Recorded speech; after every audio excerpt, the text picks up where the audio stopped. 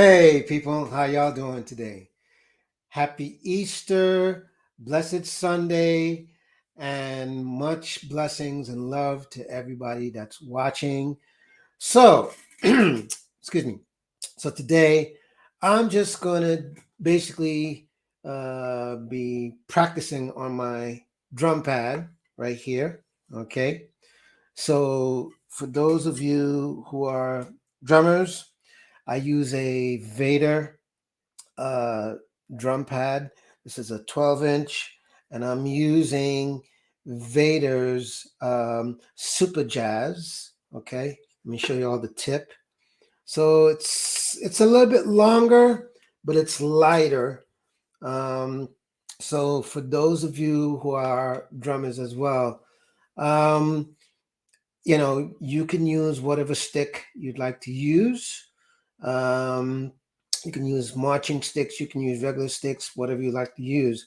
If you want to practice on your hands, you're more than welcome to practice on your hands. If you simply want to stay and just watch me just do drum practice, you're more than welcome, to do that. Not a problem. Anyways, so the whole purpose right now is just for me to, practice my skills, um, and as well as to basically just keep up with my skills so that, I'm sharpening the iron, so to speak. Okay. So I'll be going through a couple of rudiments here and there. I'll be doing a couple of drum exercises and I'll be explaining the purpose of what I'm doing and why I'm doing it. Okay. So let's get into the drum pad session.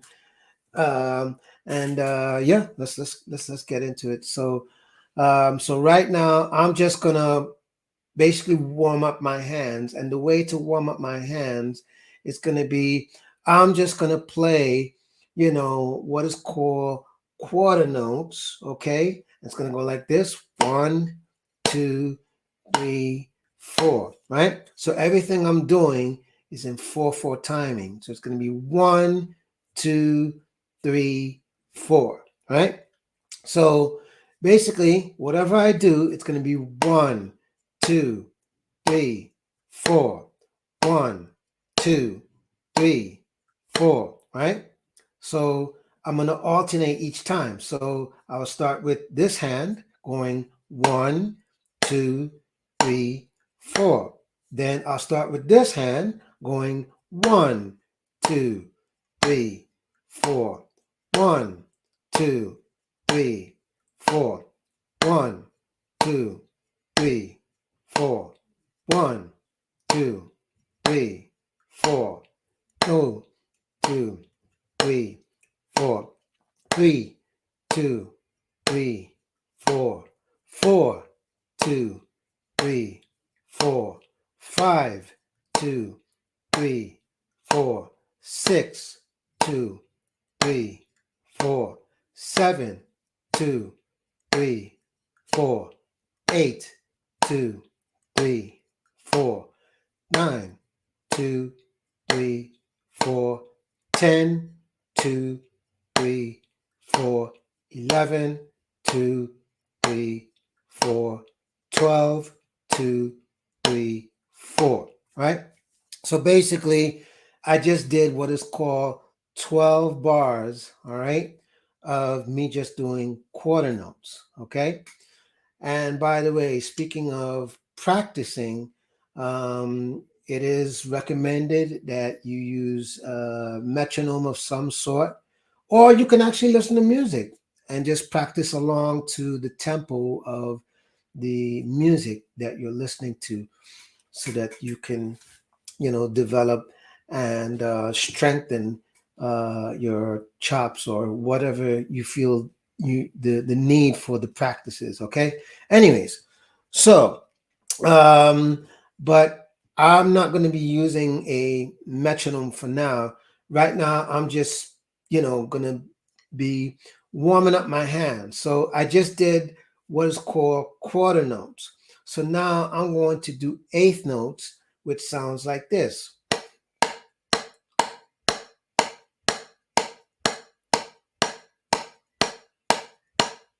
Okay, so same tempo. 1, 2, 3, 4. 1, 2, 3, 4. 1, 2, 3, 4. So if I was to sound this off, I would sound it off by saying 1 and 2 and 3 and 4 and. Okay, so that's your eighth notes. So I'm going to do 12 bars, and I am going to, I'm going to count this out as I'm doing the 12 bars so that I can get these eighth notes going. Here we go. 1, 2, 3, 4. 1, 2. Excuse me. Let me start over. That's the beauty of live, right? Anyways, here we go. 1, 2, 3, 4. 1, 2, 3, 4. 2, 2, 3, 4. 3, 2, 3, 4. 4, 2, 3, 4. 5, 2, 3, 4. 6, 2, 3, 4. 7, 2, 3, 4. 8, 2, 3, 4. 9, 2, 3, 4. 10, 2, 3, 4. 11, 2, 3, 4. 12, 2, 3, 4. And there we have it. Okay, so now I'm going to do what is called triplets. Okay, and it's gonna go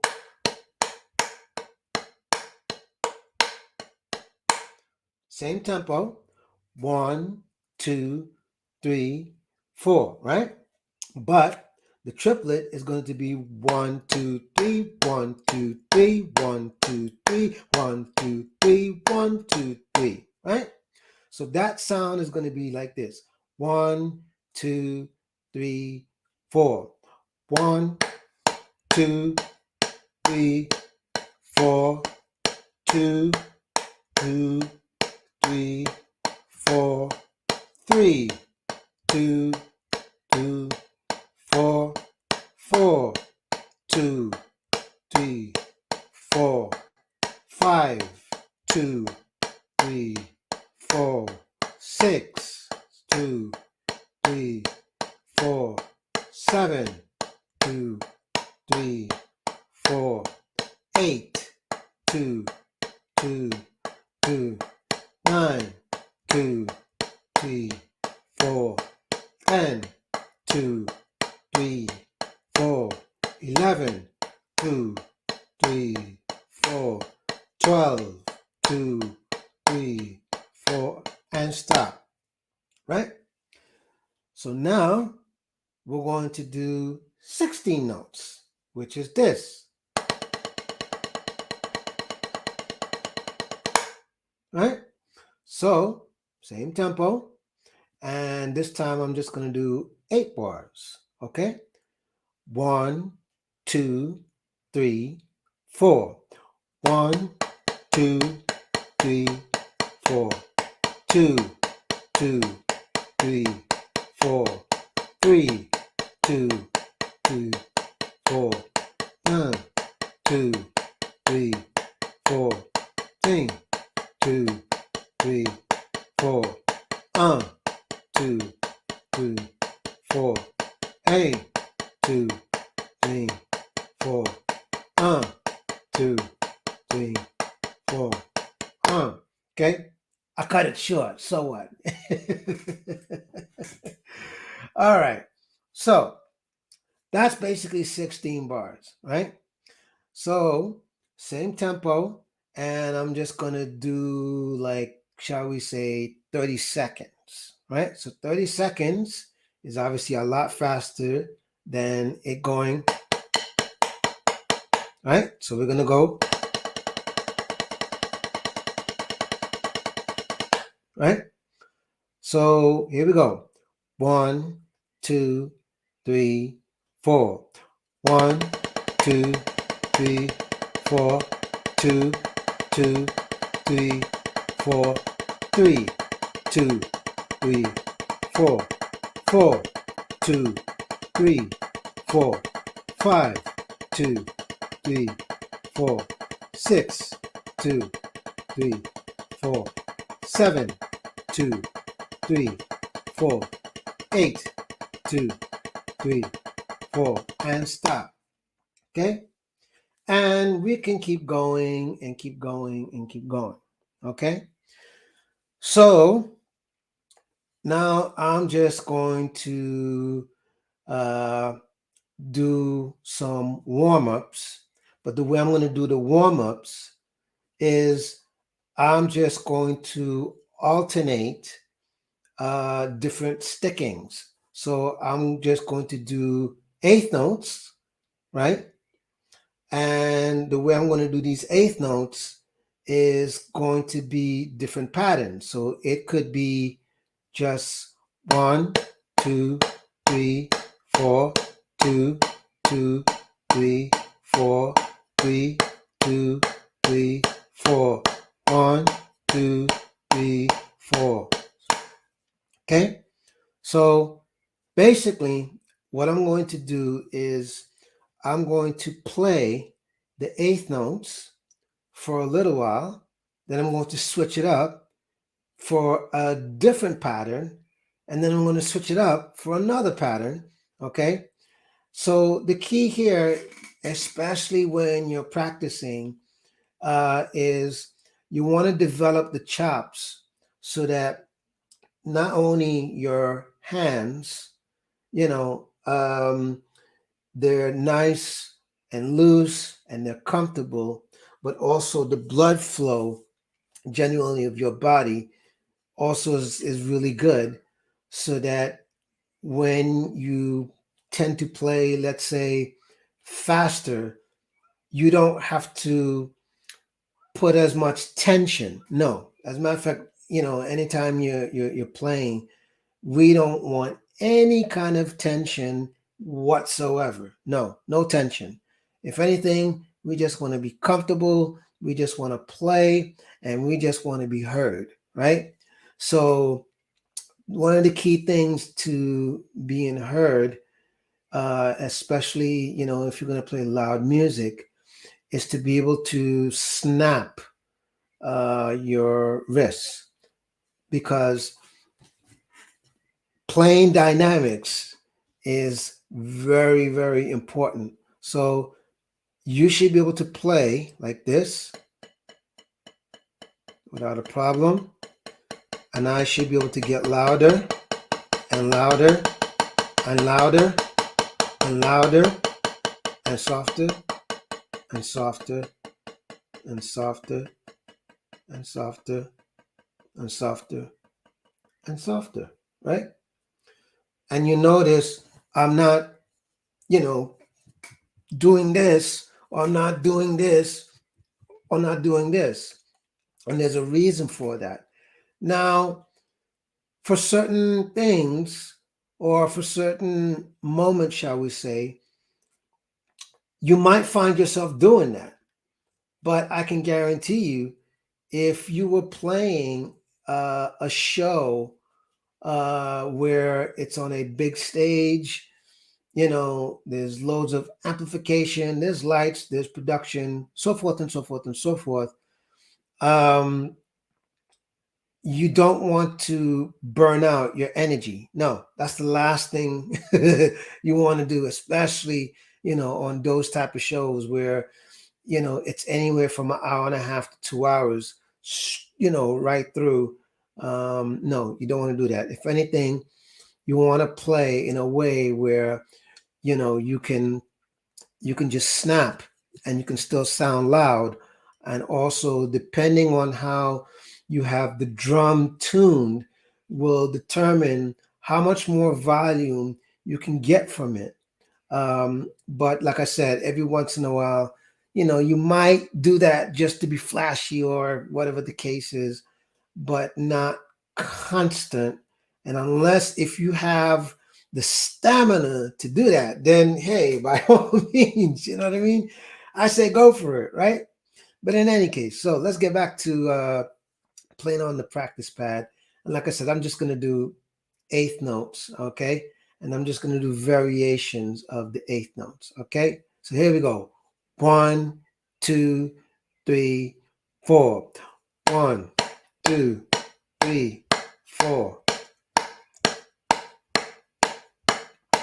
And another thing while you're playing and practicing, okay, is you want to make sure that when you're practicing that your strokes are even. So nothing is sounding different than the other, or the stroke, shall we say, is not this, it's not different heights. Let's put it that way. So if you were in front of a mirror or something, you want to be able to look at yourself without actually looking, okay? You want to be able to look at the mirror and to be able to see that when you're playing, each stroke is the same exact height, okay? And at the same time, even if you're doing this, okay, do different volumes like this, okay? Even do it lower.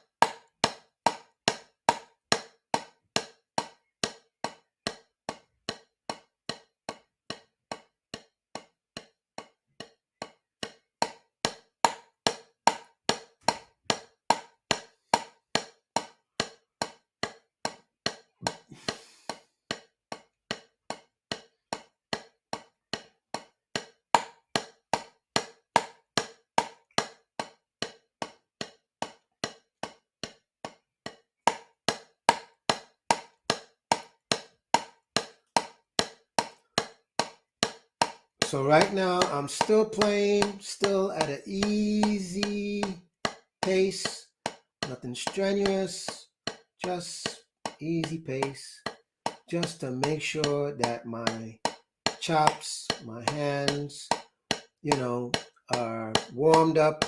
I want to make sure everything is where it needs to be so that by the time I really start to get into it, that everything is going to flow a lot more fluid.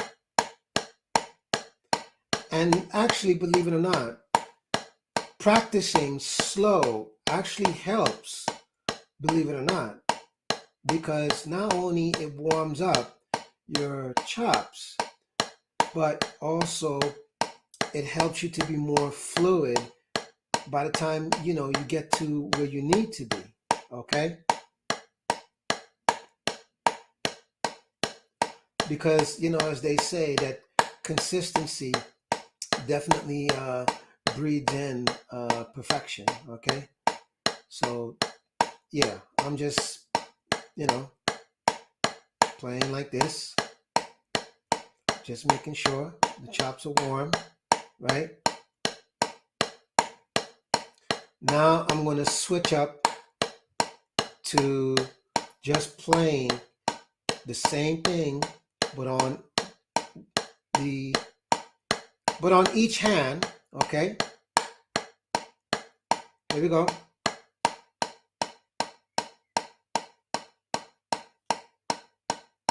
And again, while you're doing this, do that different dynamics. So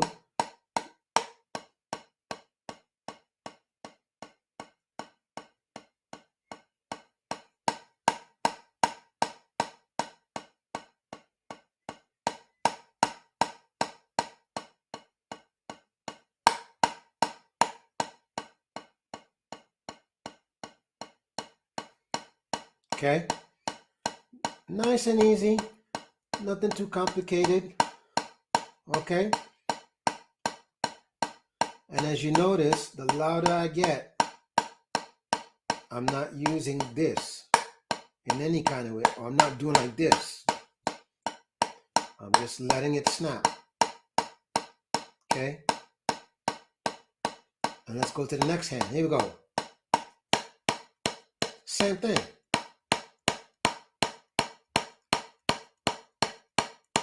You know, use the dynamics. Okay, use the dynamics.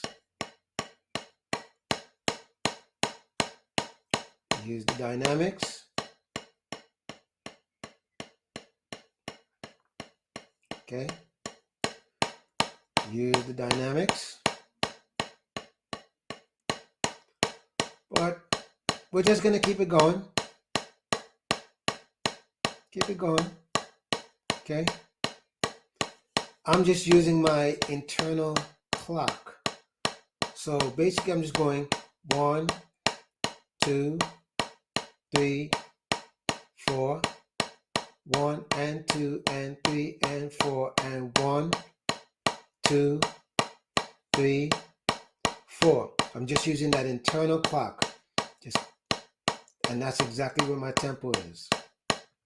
Right? So now I'm going to use a different set of sticking variation. Excuse me. So it's going to be 2 notes on each hand. All right, here we go. And again, nice and easy.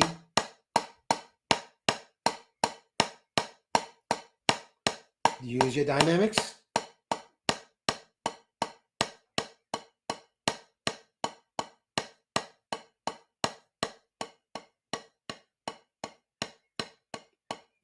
It's good to use the dynamics because, you know, you want to be able to see that you can play at various dynamics in various tempos, by the way. Because not everything's going to be loud. And especially if you are working in a band where, you know, there's all sorts of dynamics and, you know, you need to be able to facilitate.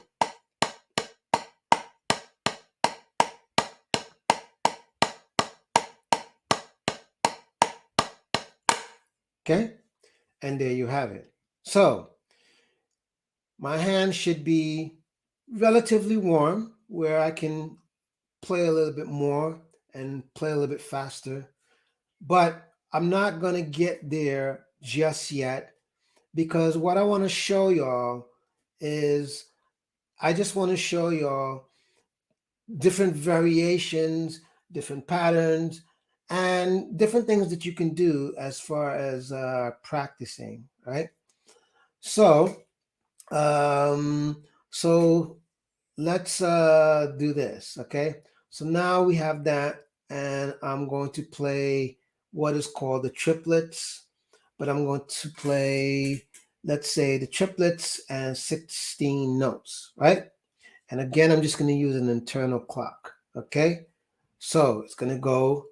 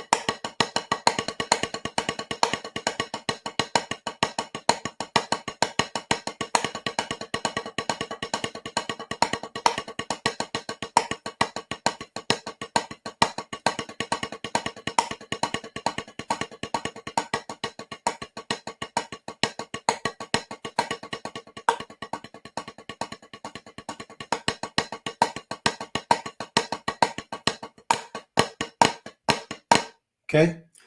So that end piece was just basically flams. Okay. So with flams, it's just basically two notes to sound like one note. So basically, it's just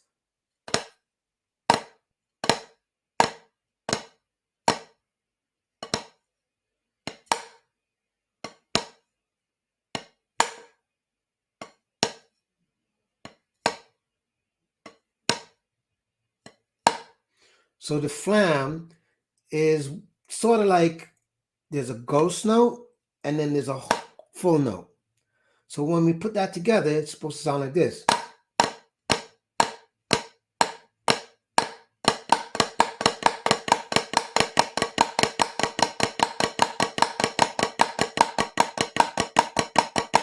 Okay?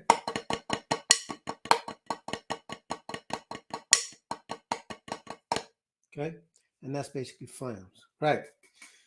So now I'm just going to get into something else. And I'm just going to free form it. But the way I'm going to do this one is I'm just going to play some singles and doubles. But this time I'm going to do it for, let's say, tell you what, let's do it this way. Okay. We'll do it this way just for y'all. Okay. So now I'm going to do this for about 2 minutes. Okay. 2 minutes. So we're going to start in about a couple of seconds. Okay. Matter of fact, yeah. Well, let's start it. Yeah. Let me see. Let's start it. All right. So here we go. Let's start it.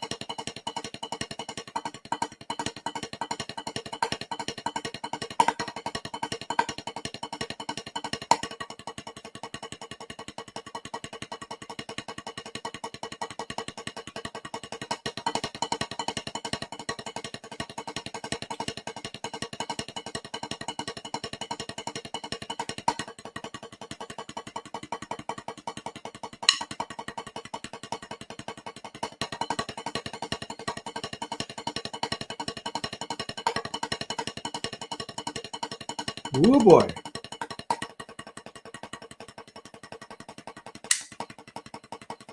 Doubles. So basically what I'm doing here with the doubles is it's two on each hand, singles. Okay? Singles. This is called a single stroke roll. Double stroke roll.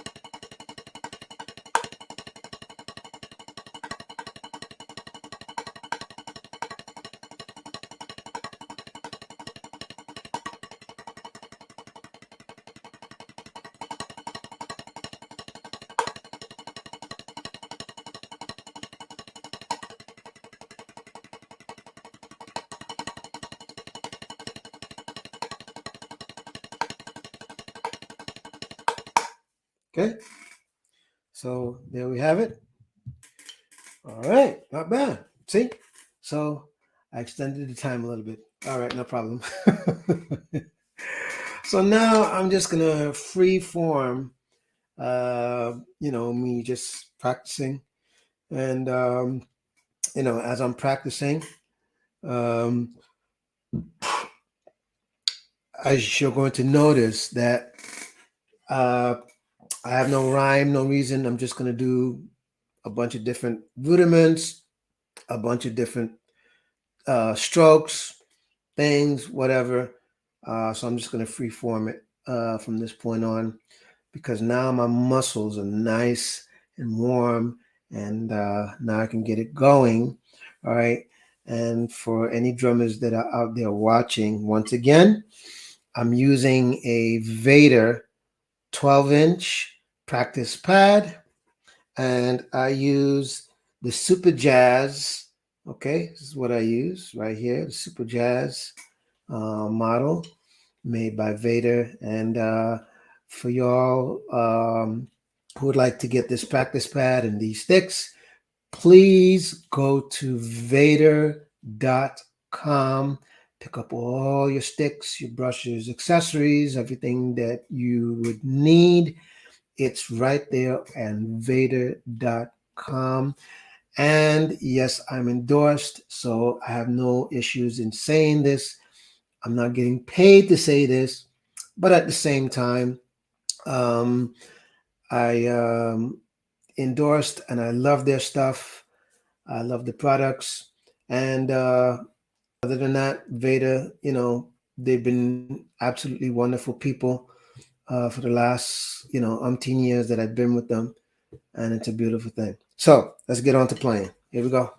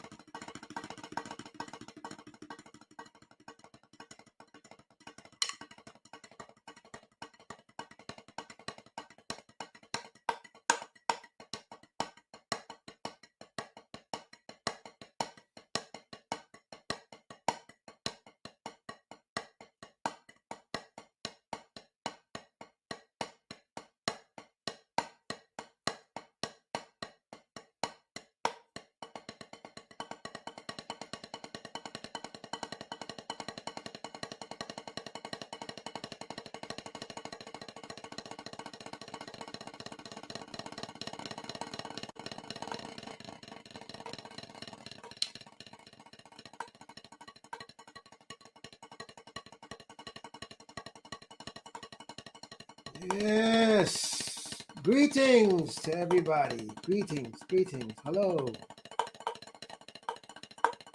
Yes, indeed. I'm just having a practice section. You're watching me live, having a practice session. If you want to learn something, feel free. No problem. We'll get it going.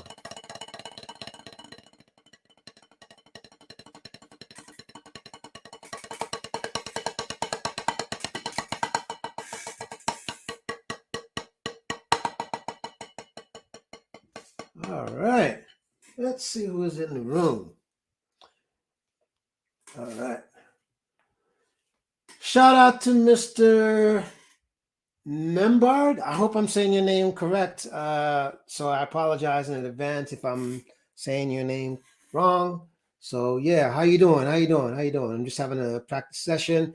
So feel free to ask any questions. No problem. You know, if you want to talk about, drumming, there are other subjects you want to talk about. Oh, Nemhard. Okay. No problem. Thank you very much. Thank you very much. All right. So how you doing today, Nemhard? How was your Easter? How was your weekend? Yeah. How was it? Talk to me.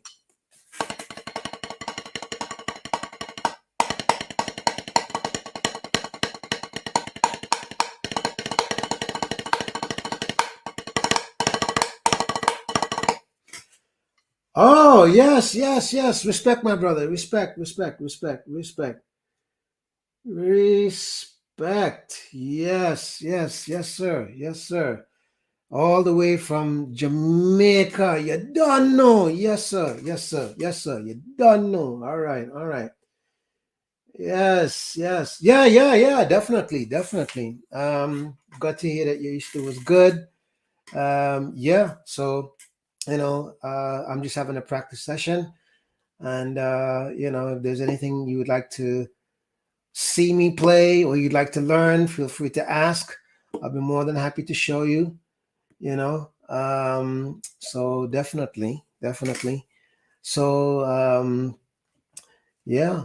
So do you play music or you're just a fan of music? What's the deal?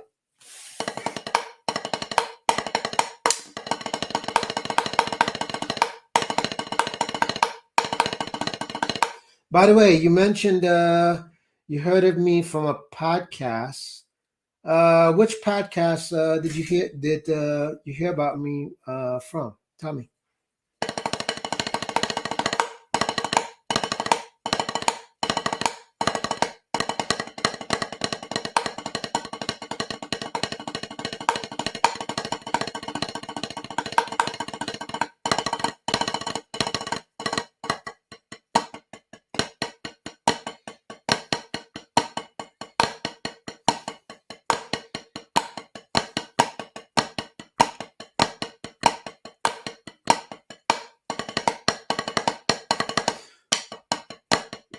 Welcome to everybody in the room. Welcome to everybody. Oh, the Lepif Network. Okay, cool. Yeah. Okay. Okay. I mean, even though I've only been in the Lepif Network uh only one time, I believe, and Security Boss. Yeah, same thing. I've only probably been on her network as far as on the panel. I think maybe once or twice, and then maybe one or two times or three maybe on the chat. But going past that, I haven't necessarily been on there frequently. But shout out to the Lepif Network. Shout out to Security Boss. Yeah. So yeah.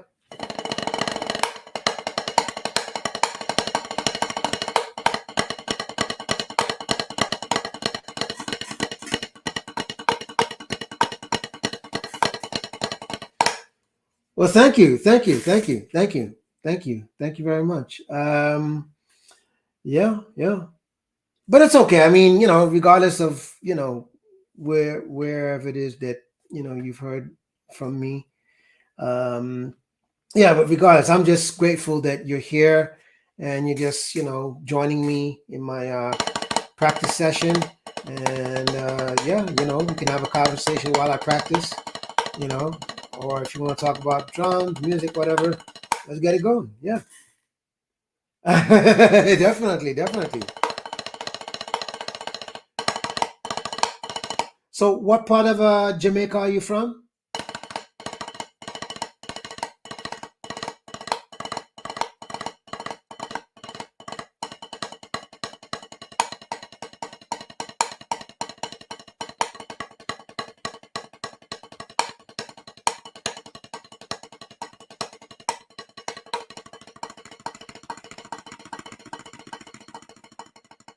Mobe, Mobe, nice, nice. Okay, shout out to Mobe, shout out to Mobe. Um, yeah, yeah. It's funny. I was just, what's funny that you mentioned you're from Jamaica because I saw two funerals of two great musicians. One, Robbie Shakespeare, great bassist, and a pioneer at that. I just watched his funeral not too long ago on YouTube, and as well as I watched Denroy Morgan, obviously, from the Morgan family, and the send off was just absolutely great. Very heartwarming, but just great send off. And I'm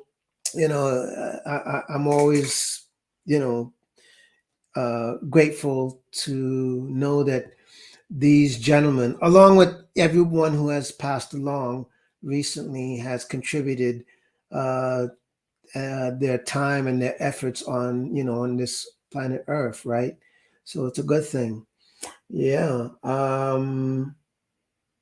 Okay. Okay. Okay. Okay. Okay. So, is there a particular style of music that you DJ on your channels?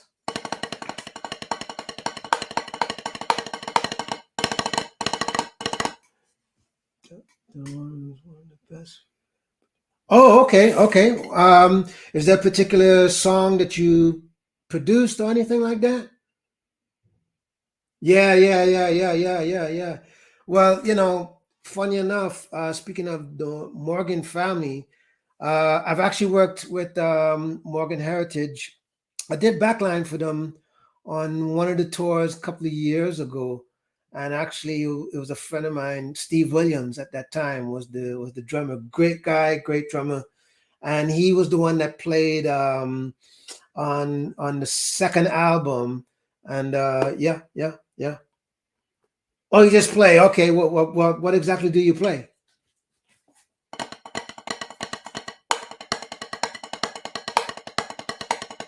Okay,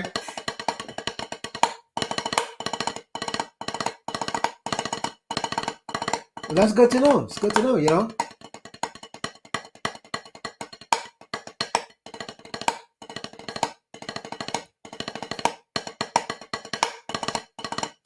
So, what would you say is your best accomplishment with music, or as a DJ or anything like that? What would you say is your best accomplishment?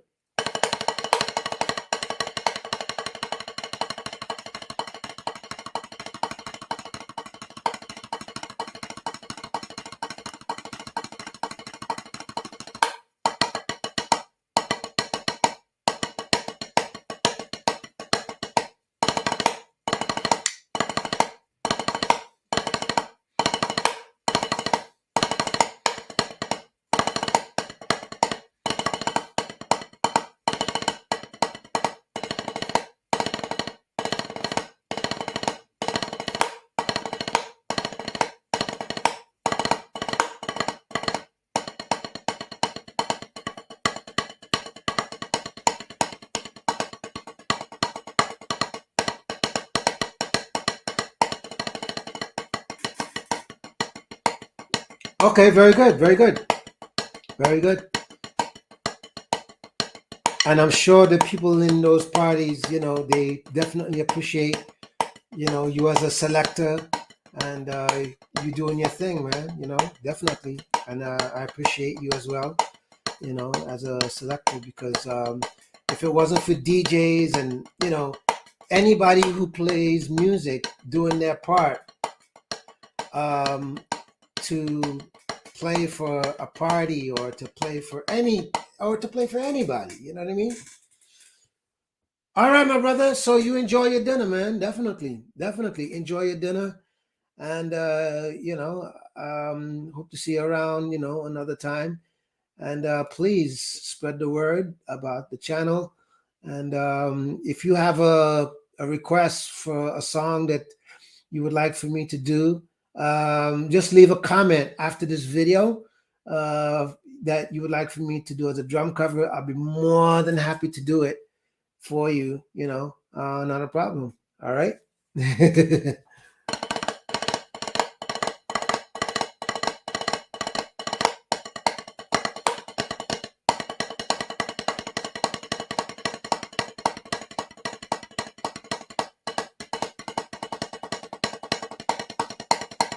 Yes, sir. One love, my friend.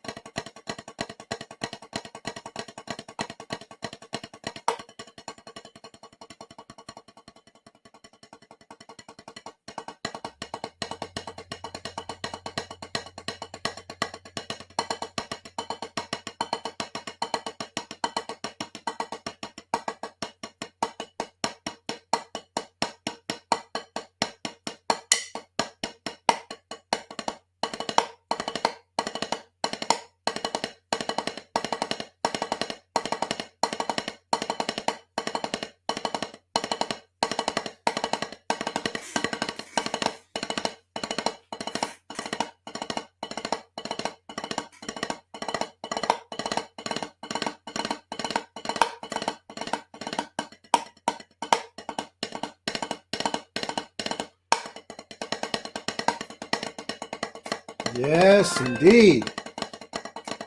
I'm just here practicing, people.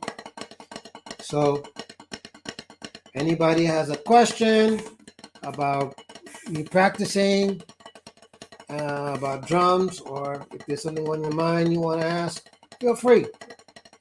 You know, yeah, feel free.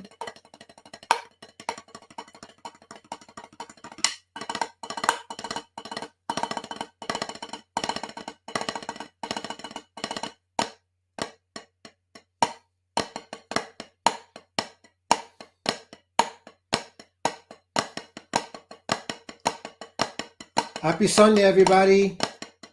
Blessings and life to everyone that's watching the live stream. And definitely give thanks.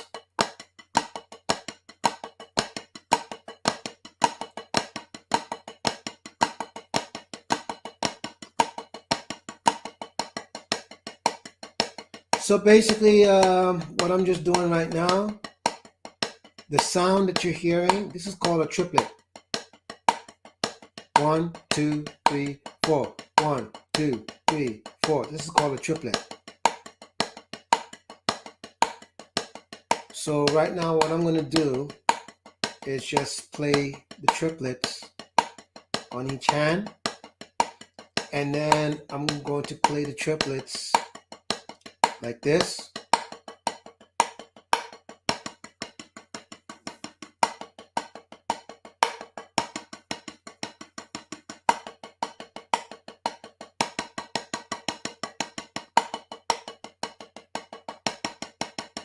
And this. So it's two on the right, one on the left, and then I'll switch it to get that triplet sound.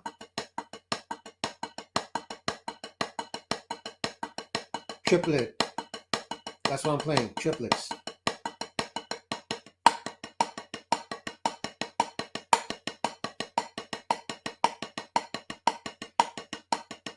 I'm just using a internal clock, meaning I'm just counting in my head. So when I say I'm counting in my head, I'm just going 1, 2, 3, 4, 2, 2, 3, 4, 3, 2, 3, 4, 4, 2, 3, 4, right? And I'm just going to use different dynamics.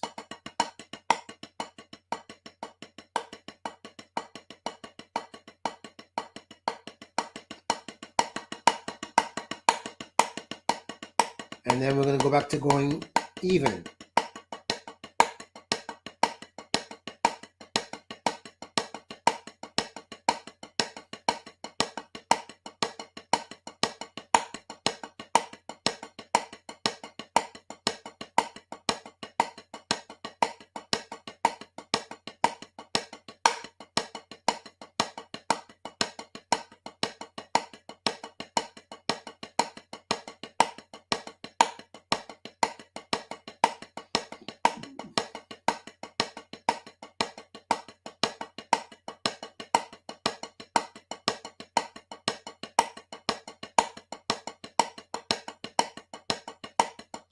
So I'm just going to keep playing like this for about a minute or two.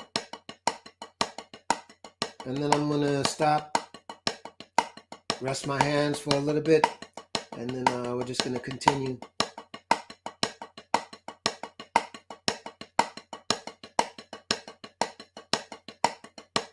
And so the reason I'm playing it like this, because I'm keeping time. Lacious! Lacious! Yes, my darling. How are you?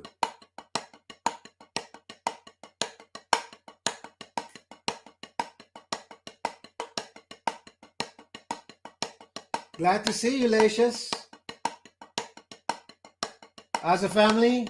Happy Easter and happy Sunday and blessings in life to you.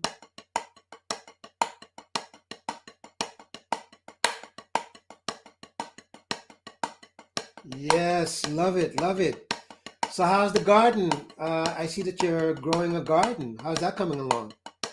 And speaking of garden, so I guess, did you seek the advice from Muddy?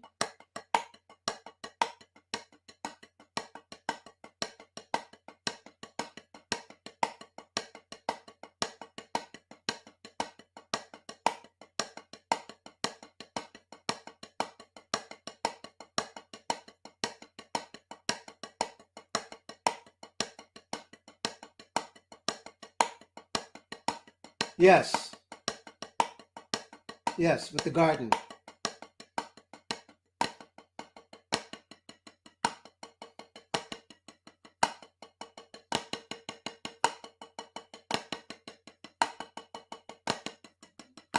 Okay.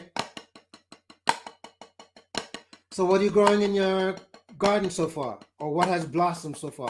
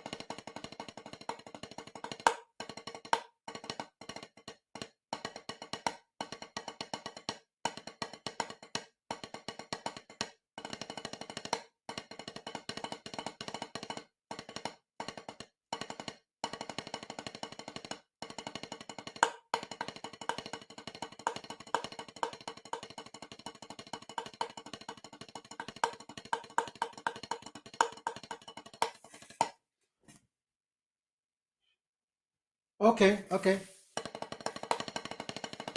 How's the family?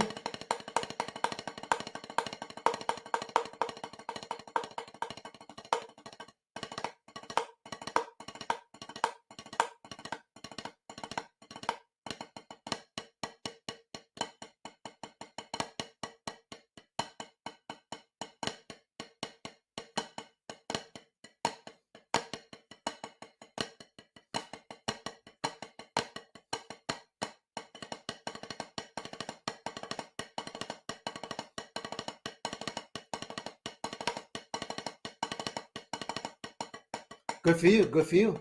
Good for you. Have you started growing your own, herbs and things like that?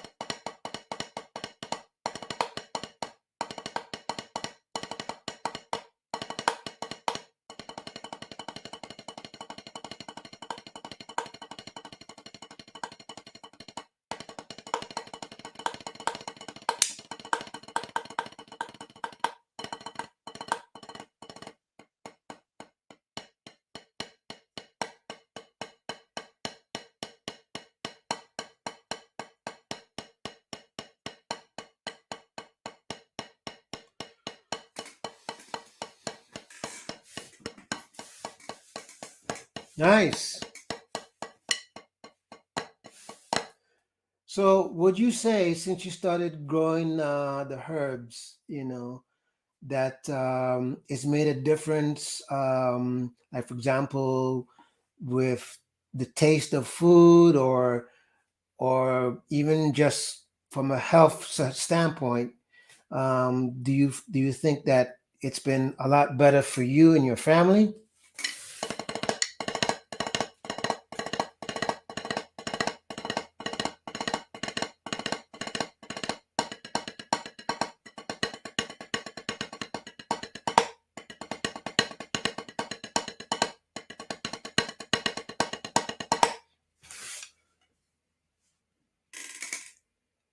Oh my goodness. We have here OG Patrice in the house. OG, greetings and salutations indeed, my loving sister. Oh my goodness. Yes, indeed. Happy Easter. Blessings and life to you, OG. Yes, indeed. Oh my goodness. Everyone, please go see OG Patrice's channel. Please. I encourage every one of y'all to please do that. Because this sister can sing. That's all I'm going to say. So please go check her out.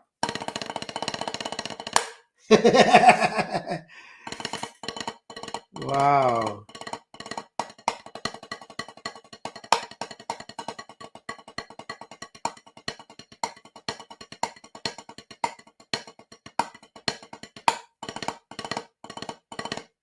And speaking of channels, y'all go check out Lacia's Journey, okay? Definitely. She has a lot to offer as well. Oh, you're only growing thyme? Okay, I'm surprised. I figured you'd be growing like basil and um, parsley and all that stuff. Yeah, grow a bunch of different herbs. But yeah, no problem. Okay.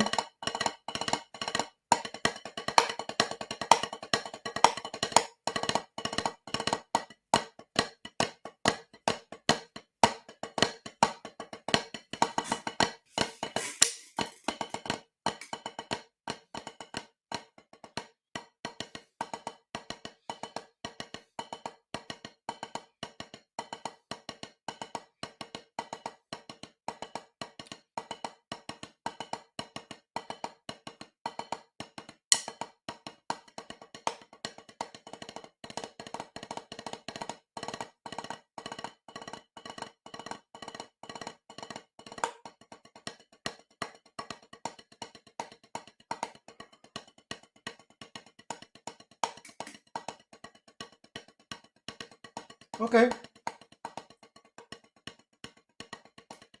no problem.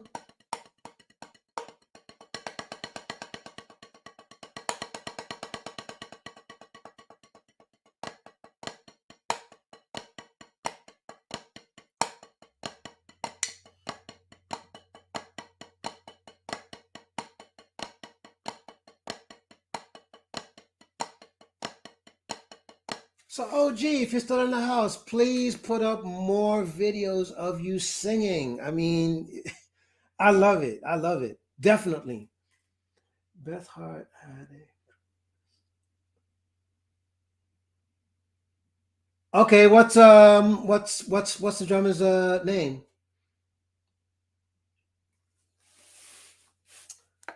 Yeah, because I know a few people that also are percussionists by trade as well as they're drummers. So yeah, it's possible. It's possible. Yeah.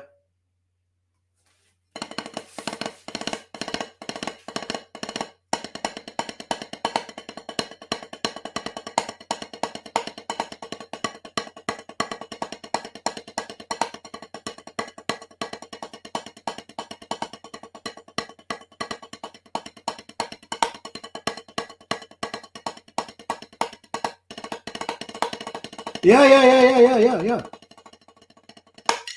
Actually, I saw two recent videos that you put up, and obviously I left my comment and big ups to you, OG. Listen, you know I love you like cook food, okay?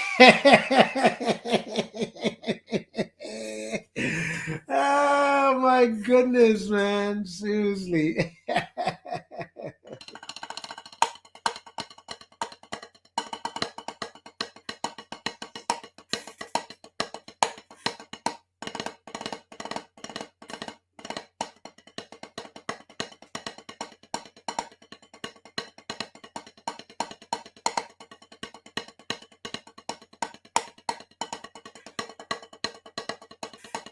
Yes, indeed.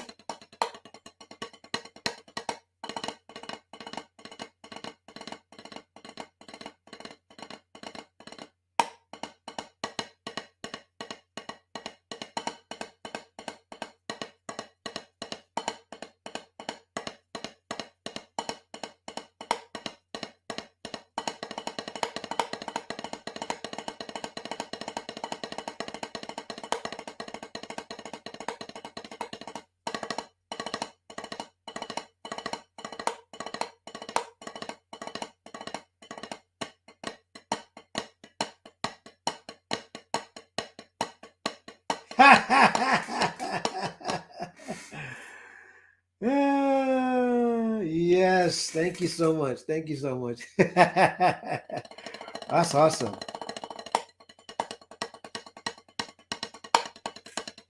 Yeah, OG, like seriously, just you know, whatever gigs you have, like make sure that you record it.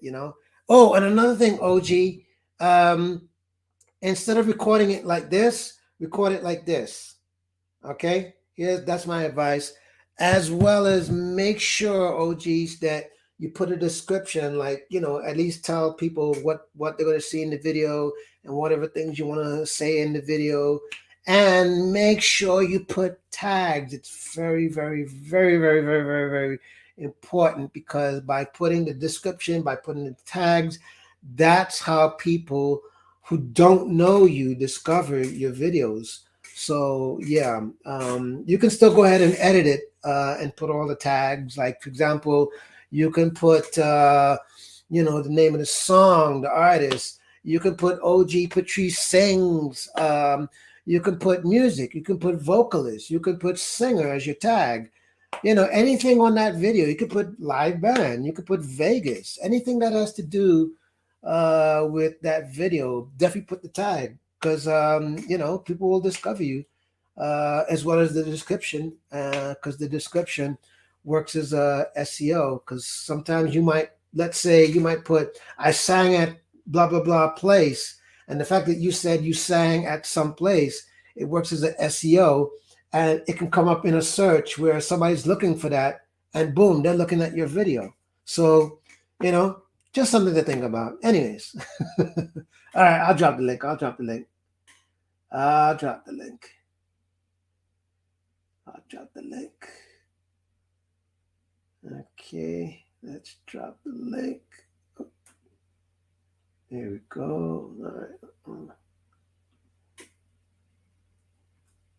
All right. I'll drop the link.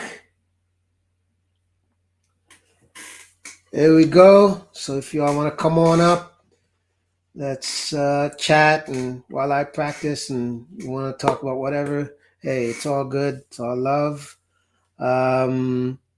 So I must say, in fairness, now, for those of you that I don't know, you got to cam up. You got to cam up. If I don't know you, you got to cam up. If I know you for sure, it's okay. You know, yeah, no problem. But anyways, I got it. Oh, sure, definitely, sure, yeah. Oh, Jay Patrice. What's up, bro? You see what I'm doing, right? I do. I see you doing your thing. That's right. You practicing? You getting some practice in? Listen, Or you just warming up? both. Do you have a show tonight or something coming up? No, but I like watching you, man, doing your thing when you live with the band, man. That's dope. Thank That's you. so dope. Thank you. I tell you what it is, right?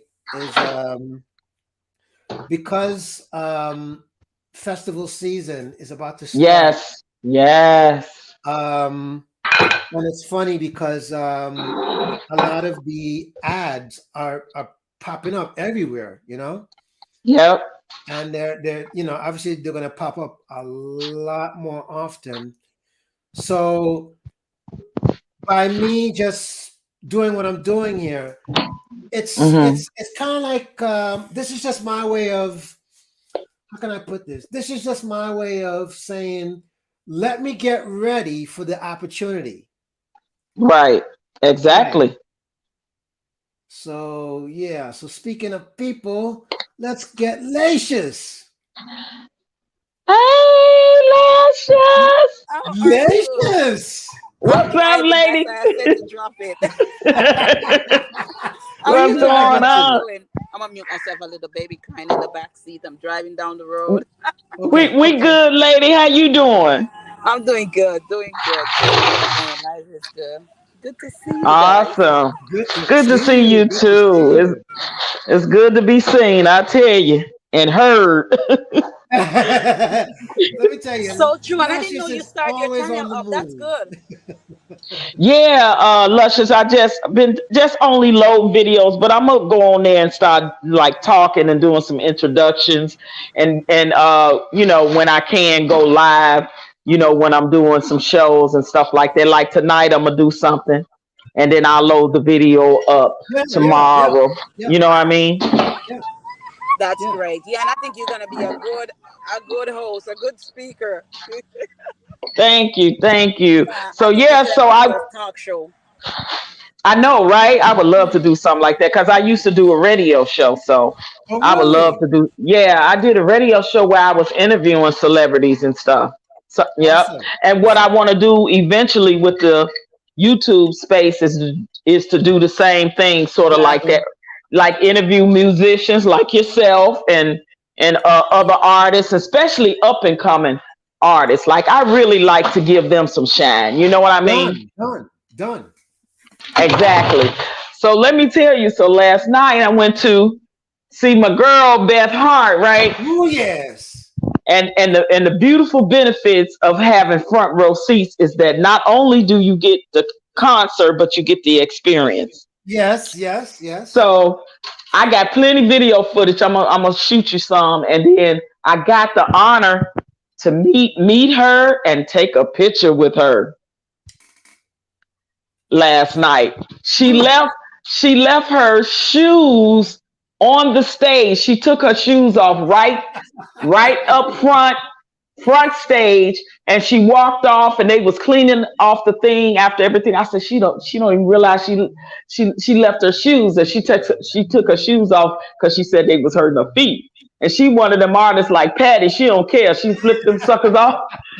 And they was right there, right in front of me where I was sitting, front and center, except they was on the stage and everybody was leaving it. And people were saying, oh my God, she forgot her shoes.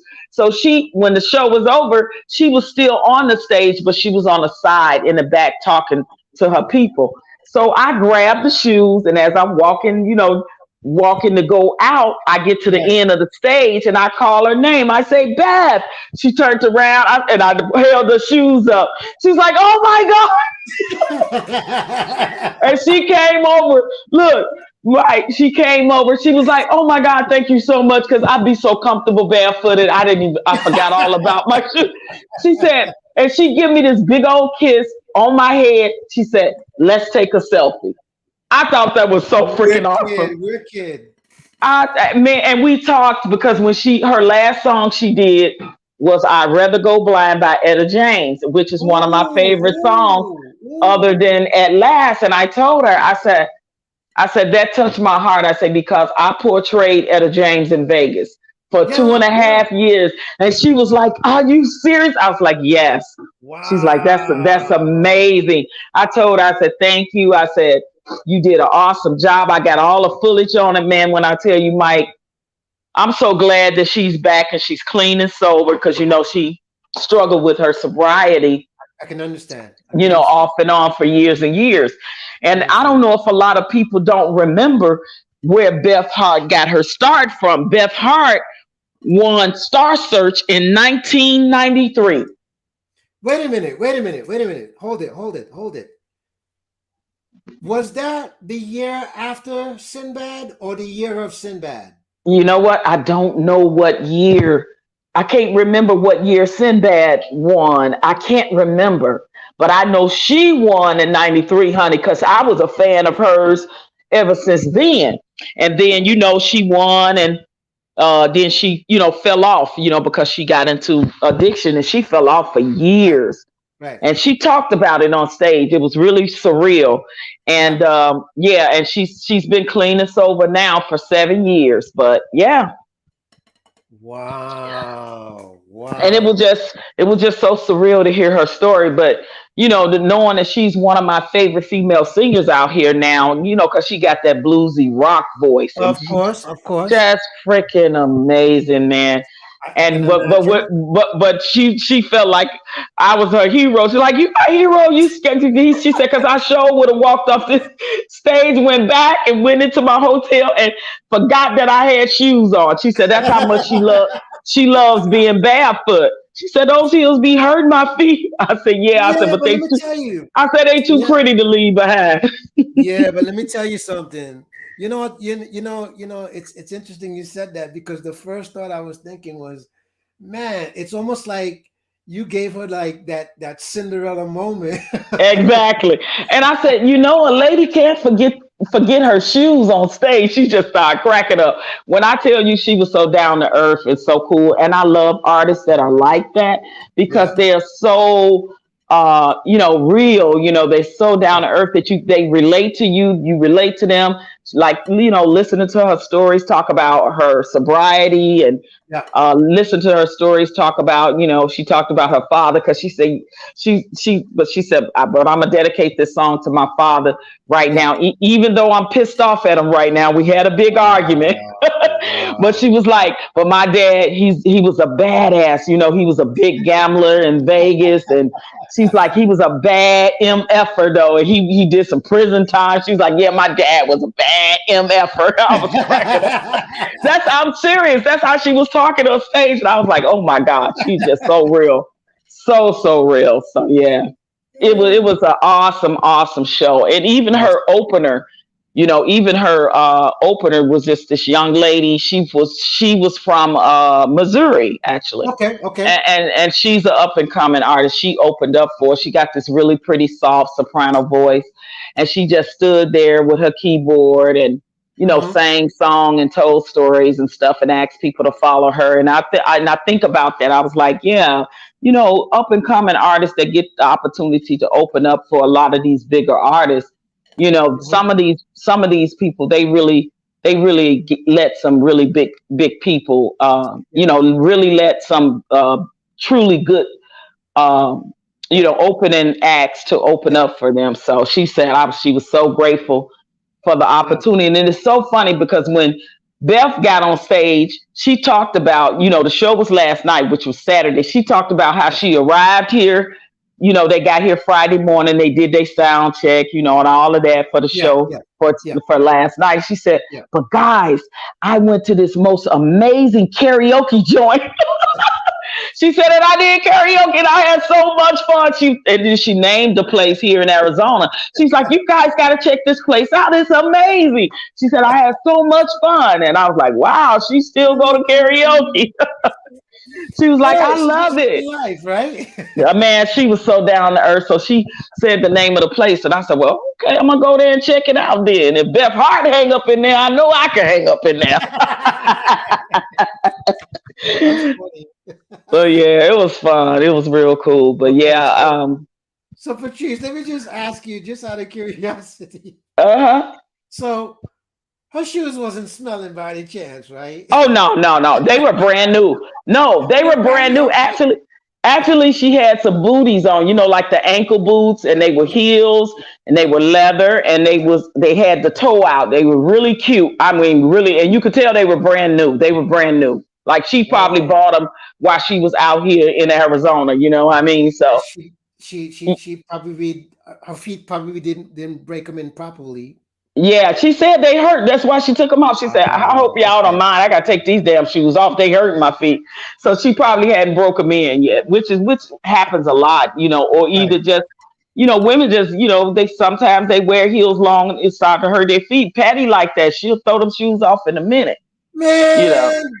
Man, did I share you the story with Patty? Oh my God, many years ago, man. Mhm. Did Mhm. I share that story? What? Tell me. All right. So, um, and and the irony with this story is that this is how my utmost respect, was given to Patty, because this particular time, she did this concert in Brooklyn in the park.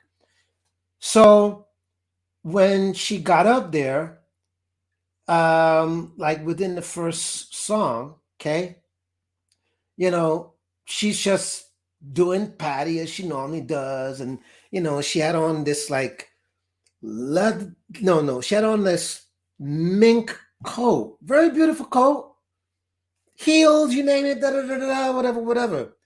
And she takes the coat and she's like this, and she throws the flipping coat, okay, and she takes off her eyelashes. Next thing you know, second song comes and she kicks the crap out She the kicked them shoes. shoes off. She Yeah, kick them off. she kicked. When listen, when I tell you, she's not, mind you, she's singing her ass off while doing all of this. Okay, she's kicking the shoes and she catches the shoes and she flings it in the audience. Oh Right, wow. right now. So at this point, she just has on her dress and she's doing like she normally does, and at that time, she had that spiky kind of haircut, you know. So, anyways, like like the third song, she had a wireless mic. So by the third song, there was issues because obviously, I guess they must have had a weak battery, and they never put a fresh battery inside the wireless mic. So it kept going in and out, right? And so the guy was about to give her a new mic, and she said no, no, no, no, no, no, no, no, and she gave the guy the mic, and she did like this, like no, no, no, no, no, and she's telling the band play, play, play, play, play, play, and she's singing. Listen to what I'm telling you. Patty is singing. She's standing there at the edge of the stage while the band is playing. You can hear it through the damn PA, and she's singing, and you can hear her flipping voice. And I'm like, I mean, she's amazing like that. Her voice would I'm carry telling you, it will ring in a whole audience room. That's how listen, Beth yeah, was the same way. I yeah, mean, yeah, she would when she hit them big notes, she yeah, would she would pull the mic away, and when I tell you, you could yeah. still hear her voice ring in that Yeah. whole theater. It was amazing. But I tell you, and especially being in the open air, and like Patrice, when I tell you, I was practically in the back of the park. That's how far back I was towards the stage, and I could still hear Patty singing note for note. When I tell you, note for note, I was like, oh my god! When she did that, the audience went nuts. Nuts, I tell you. Oh my goodness, man. It was ooh wee. I tell you. Ooh Yeah, wee. she's amazing. She is absolutely phenomenal as a singer. And I will say I definitely want to go see her, but she's on my bucket list. I've never saw her in concert, so Oh man. Yeah. I do So want to see her. And I know they just left my hometown of Chicago right. because your boy Eric Seats, he puts up the tour dates on Yes. his Yes. Yeah. IG channel. Yeah. Yeah. So, and I'm not sure if and see, and I don't know why she's not coming to Arizona. I don't know why she's I'll not ask. coming here. I'll ask Eric. Yeah, I'll ask. but and I said if I go see her, I'm gonna have to go see her in Vegas. That'll be the closest place, or LA. But I think they've done LA already. I believe they have, but Yeah, that doesn't mean they might not be back there to do like one of them. close it. They may close it in LA again too. Right. Yeah, yeah, Or she might do the Hollywood Bowl or something. yeah. Because I was like, I would love to go see her. For the first time, just Yeah, same way yeah, I did Beth. I yeah. sung with Gladys, so when Gladys came, I knew I was already hooked up for that, and then Shaka Khan's road manager hooked me up with the Nice, seats that I got with her. But nice, nice. yeah, yeah, yeah. I said I definitely got to go see Patty. She's definitely one of the legends, that's still living that you want to definitely pay homage to. Um, um, Let me just tell you. I don't know if did you get a chance to see the link I sent you um for Tiny Desk, her version of Tiny Desk. Did you see it? Yes, I did. Okay, Yeah, yeah. that's the Mhm. current um that's the current that's the Background current singer for her. huh? Is that the current lady that's backgrounding for Patty now? Yeah, yeah.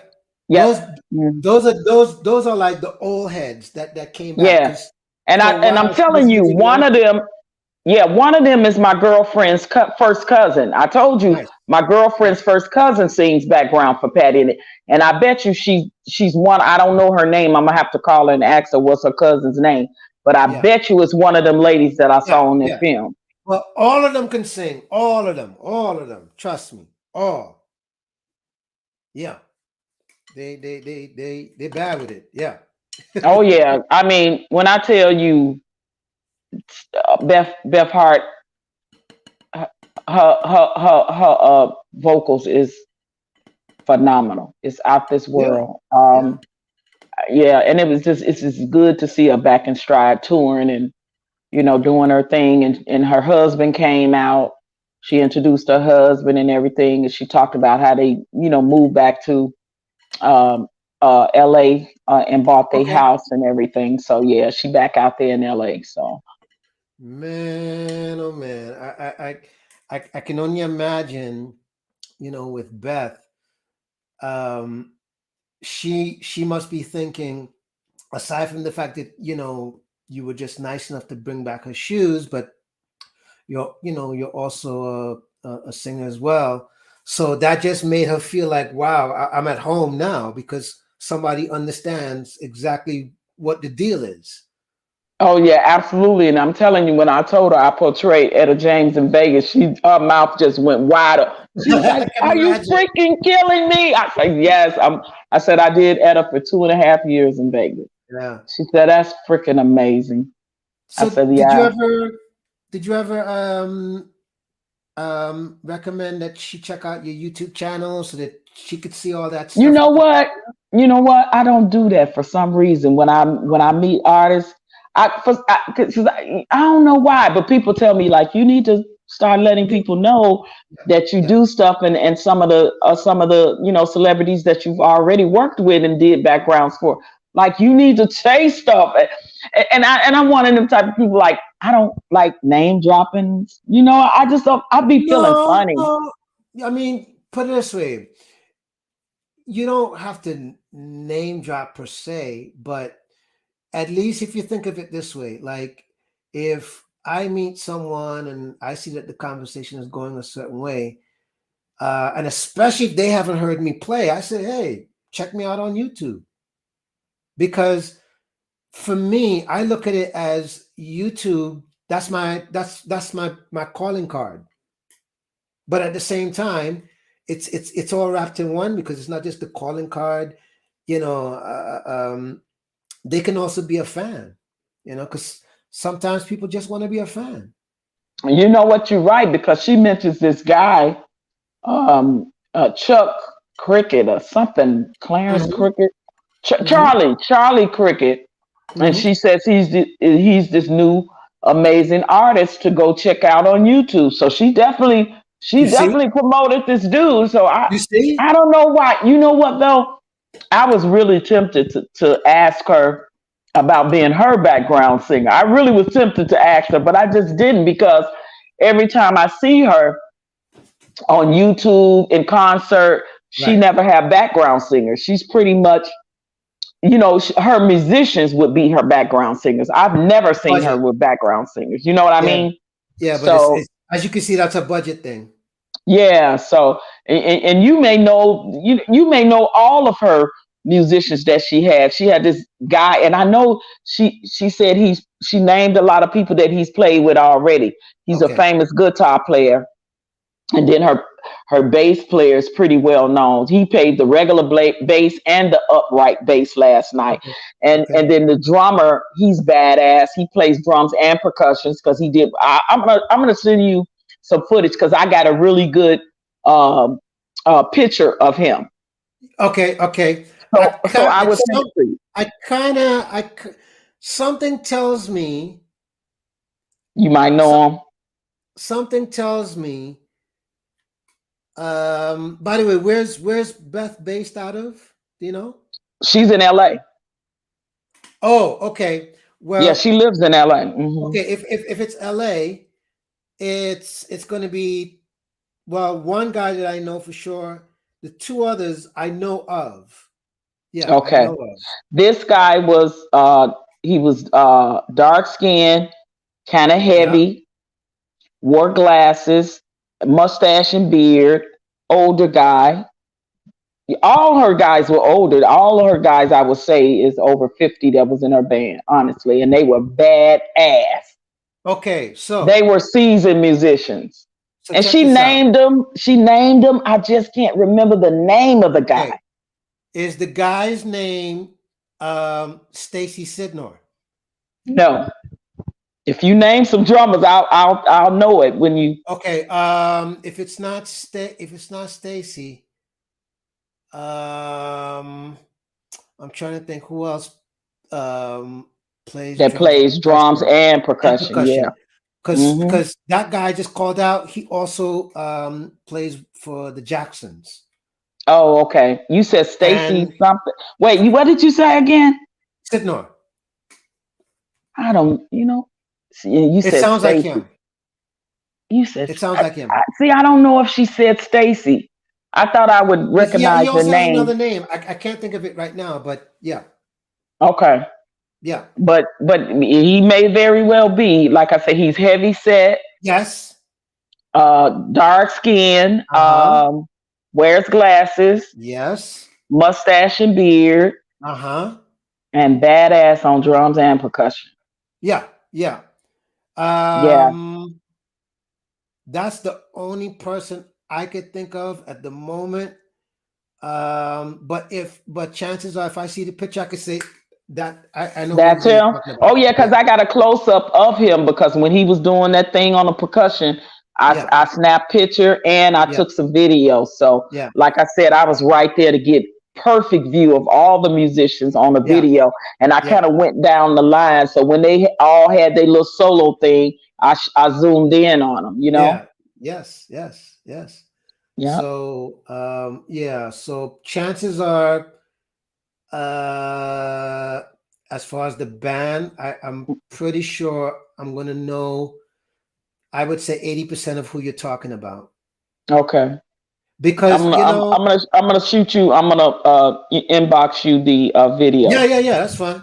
Because chances are is that even with these guys that you're talking about, um, there's only a handful of them, especially if you're talking about at this age that they're working with everybody in your mama kind of thing.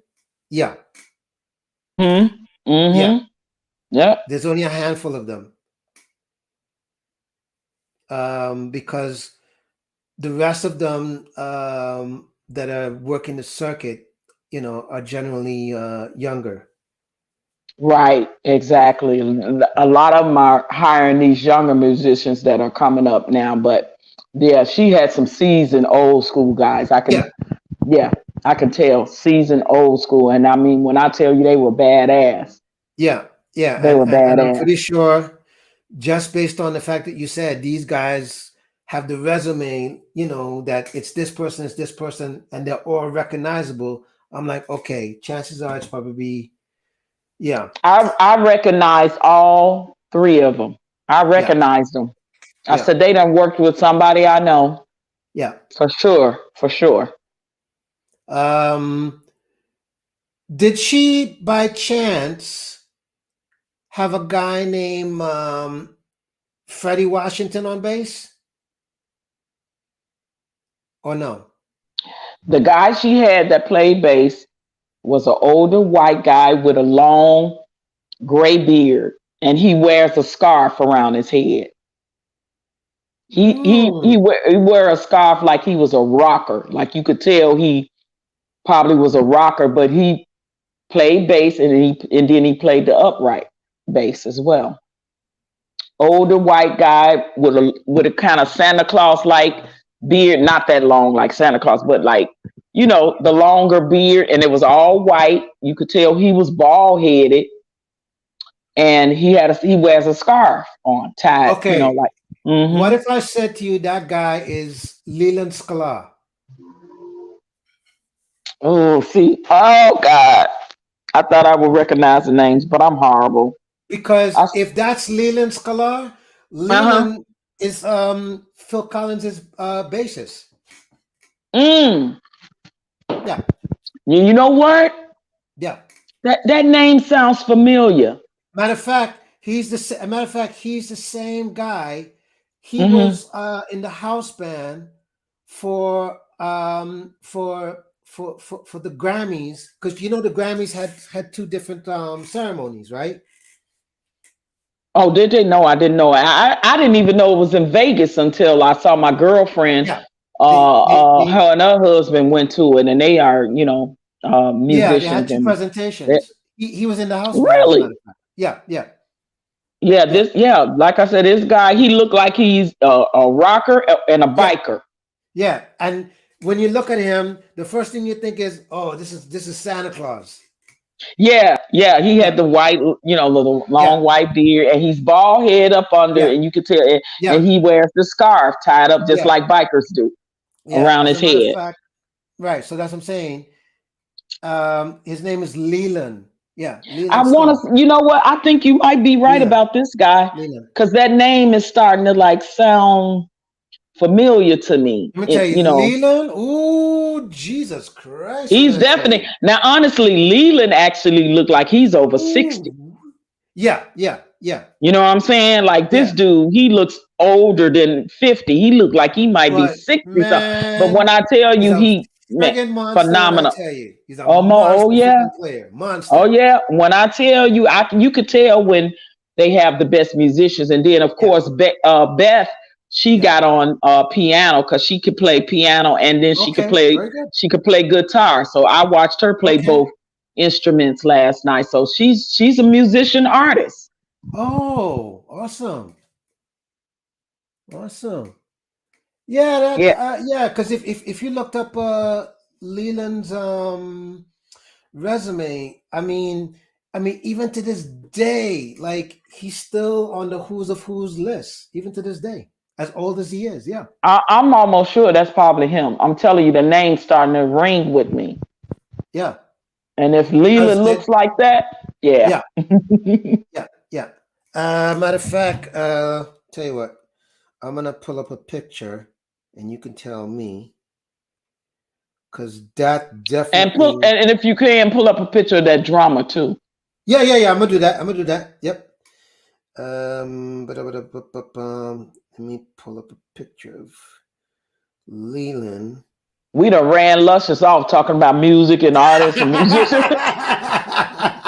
Luscious like, okay, they talking about music and stuff, and I don't know any of these people. I don't know what they talking about. We love you, Luscious. Sorry, we just got into our music bag. You know, you got to understand.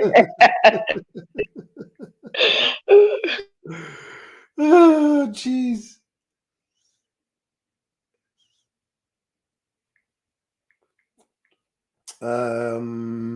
Oh, she's back. She's back. No, you good. I'm here learning. I looked down at my phone and it shut off. It said the temperature is too hot or something like that. It shut it Oh, down. okay, okay. Oh, okay, I've never okay. seen that before. Have you ever seen that? So, well, it depends on yeah.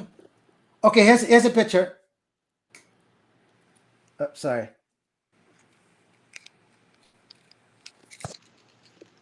Is that the guy? Now his beard was not that long, but Okay. but but let me see his face. I can hardly see his face All right. Let me pull up a better picture. unless unless he cut a lot of that beard off. Yeah, his beard was not like that. Okay. I think he cut some of the beard off. I could. Okay, do he got like little puffy bags under his eyes? Because this guy had kind of puffy bags up under his eyes. Um, I believe so because I took a picture with Leland a couple of years ago. Um, I'm trying to look for a better picture of Leland. Luscious done made it home. She done drove, listened to our conversation. She done made it home. Now she You not in her kept her car company. anymore. Who, me? Me? Yeah. Yeah, you done Oh, made yeah, I it was coming home, to my right? son's house. Okay.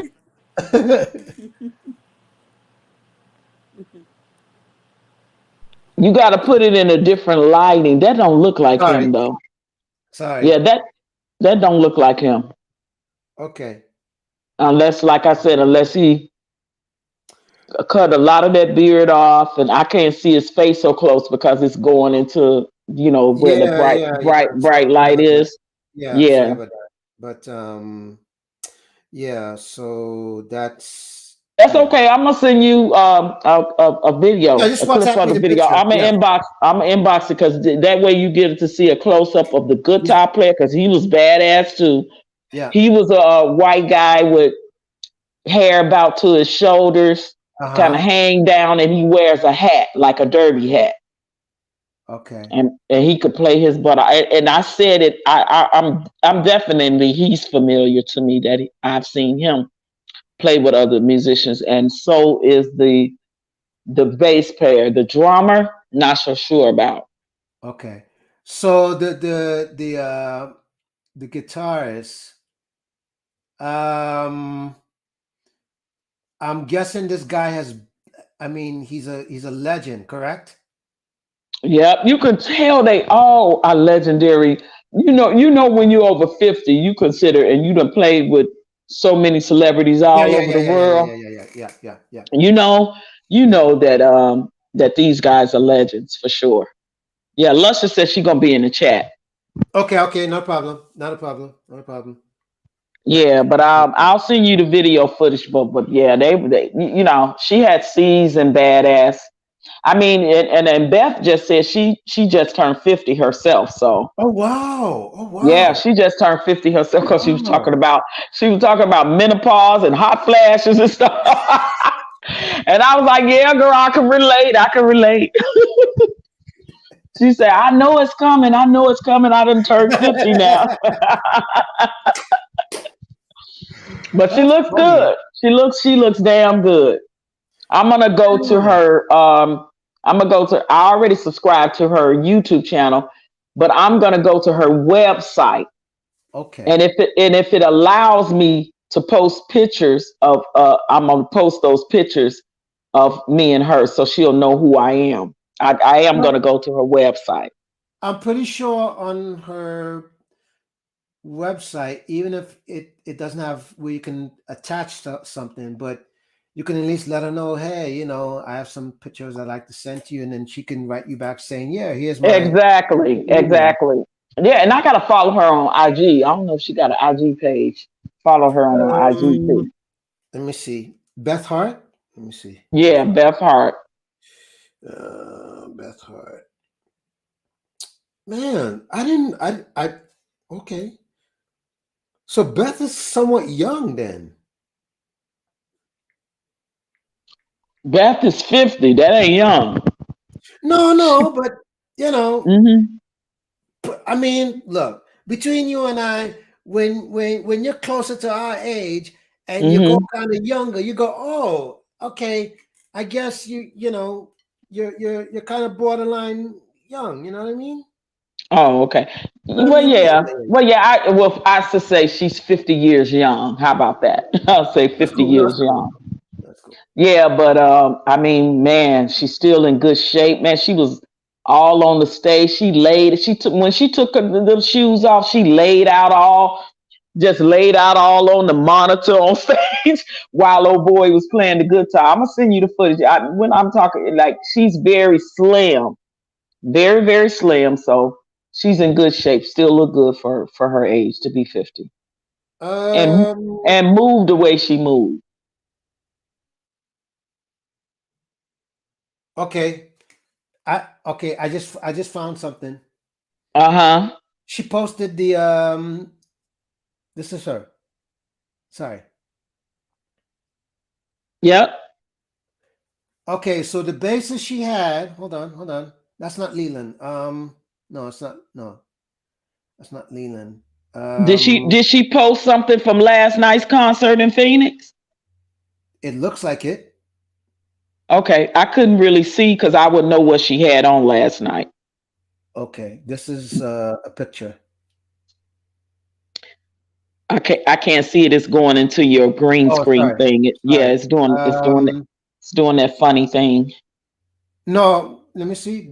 Yeah, yeah, yeah, yeah, yeah, yeah. Good times in Phoenix. She just posted this about 14 hours ago. Oh, okay. So let me. Was it her on stage? Yeah. Okay, So it's the man. guy that you're talking about, Yes, her. and Yeah. it's a black guy that's playing guitar. No, no, she didn't Huh? have the black guy played was her drummer percussion. Oh no, no, no, no. Oh no, no, no, no. Wait a minute. Wait a minute. Wait a minute. Hold on. Hold on. Hold on. Hold on. Yeah, the guitar and the Hold bass on. were white guys. I wonder if this is Alvino. That might be Alvino, who was the drummer. Might be. Do you see him? Yeah, but I can't make the pit. Well, See, I got a close up. I'm gonna have to yeah, yeah, inbox yeah, yeah, you. yeah. Cause I got a close up, so you'll be able to say, yeah, I know him, or I don't know him. Yeah. Okay, and then on her IG, she posted. Um, I guess she was at the House of. I can tell by the setting. She was at the House of Blues somewhere. No, in Phoenix, she was at the it's called the Forum Theater. Yeah, Mhm. but I'm no. I'm just looking through her Now IG. I think she's on her way to Vegas, and in Vegas she's gonna be at the House of Blues, Let me I see. believe. But this one was posted 3 days ago. Well, no, that's somewhere else.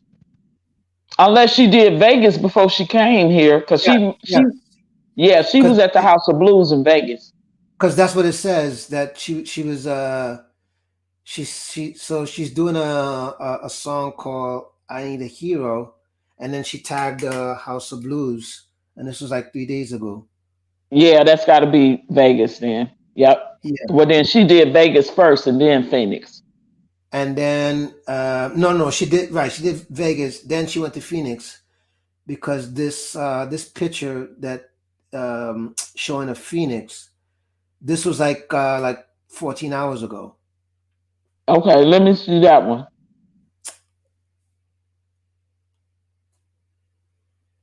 See, I can't see it Sorry, very well. sorry, Yeah, because sorry. I she had on like a crop top that zipped up the front, Yeah, and then she had a little skirt on, and she had some leggings on up under the skirt. yep. That's exactly what I'm saying. Okay, and the little crop top had like bell sleeves, like Yes, big bell. Yep, yeah, that's what that was last night. Then, yep. yeah, yeah, yeah. And she had on some little like those gloves with the fingers out. Um, Can you look yes, at the? She had, it's yep, yeah, gloves it's with the like a fingers out. it yeah, it looks like it's like a mahogany color, but Yep, it's she like cut yep, off, it, but yeah, actually she cut off just enough, so that the glove actually right, comes yep, up to here. Yeah, yeah, exactly. That's what. yeah, Yep, and they were like a burgundy color. yeah, yeah, yeah, yeah. No problem. Yeah. So okay. I'm gonna see if I could tag her in the pictures on IG and tag her, on IG the Hmm. pictures. Man, I'm looking at her. I'm like, well, I'm looking at she's doing this sound check, right? And this is like the Mm-hmm. first, well, this was like 6 days ago. This was like the first show somewhere. And she's just sitting there chilling, smoking a blunt. No, no, that's not a blunt. Everybody thought that that was a A what do you cigar? call it? No, no. You know, Like a black and pit. mild? It was a no. It was a pitch pipe, Okay. and she was chewing on it, and she had it in her finger like it's a cigarette. And I think she do that because of her habits that she had. Yes. Because she puts it in her mouth and she kind of chews on it Wait a in minute. Wait a in minute. Wait a between the minute. songs, and then she hold it like a cigarette. I think maybe she's trying to quit smoking, Okay. and she kind of used that as like a little clutch to have in her finger, and she puts it in her mouth and she chews on it. But it's nothing. It got little holes on each end of it. It's nothing. No smoke come out of it. It's no vapor because she actually was chewing on it on stage. Okay. And By the way, I said that looked like a so pitch pipe or just something she used as a vice for a person that's trying to stop smoking because she carried it between her fingers like a smoker does. okay. And then Okay, she puts it so in her mouth and chews on it between songs. I saw it up close. I was in front row, so okay. I know it was not no cigar, it wasn't a blunt, none of that. So by the way, the bassist name is Tom Lilly. Okay, Tom okay, Lilly. okay, okay. Are She you looks familiar with him? know, but if I'm not mistaken, I think this is the same guy. I could be wrong. I'll have to look it up, but I think that's the same guy that plays with Toto. Ah, I okay. think he looks like he's the same guy that works with Toto. Okay. Could Okay. be What wrong. about the And what and then about the the guitar drummer, player? Okay, go ahead. and the drummer is Bill Ransom. Okay, do you know him? No, Okay. All right. Yep. no, uh, What don't about the know him. guitar player? Let me see. Um,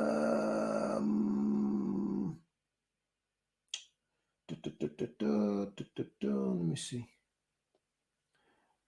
Um, I'm just looking through her IG. So you said the drummer name is Bill Ransom. Right, Okay, that yeah, I think you're right. Yeah. Yes, I Bill remember the Ransom. ransom part. Okay, Yeah, maybe Daryl or Eric may know him, you know? yeah, yeah, yeah, yeah. But yeah. But I think Tom. Matter of fact, let me check it out. But I think Tom. I could be wrong. I could be wrong. Let me see. Tom Lilly. I think Tom Lilly.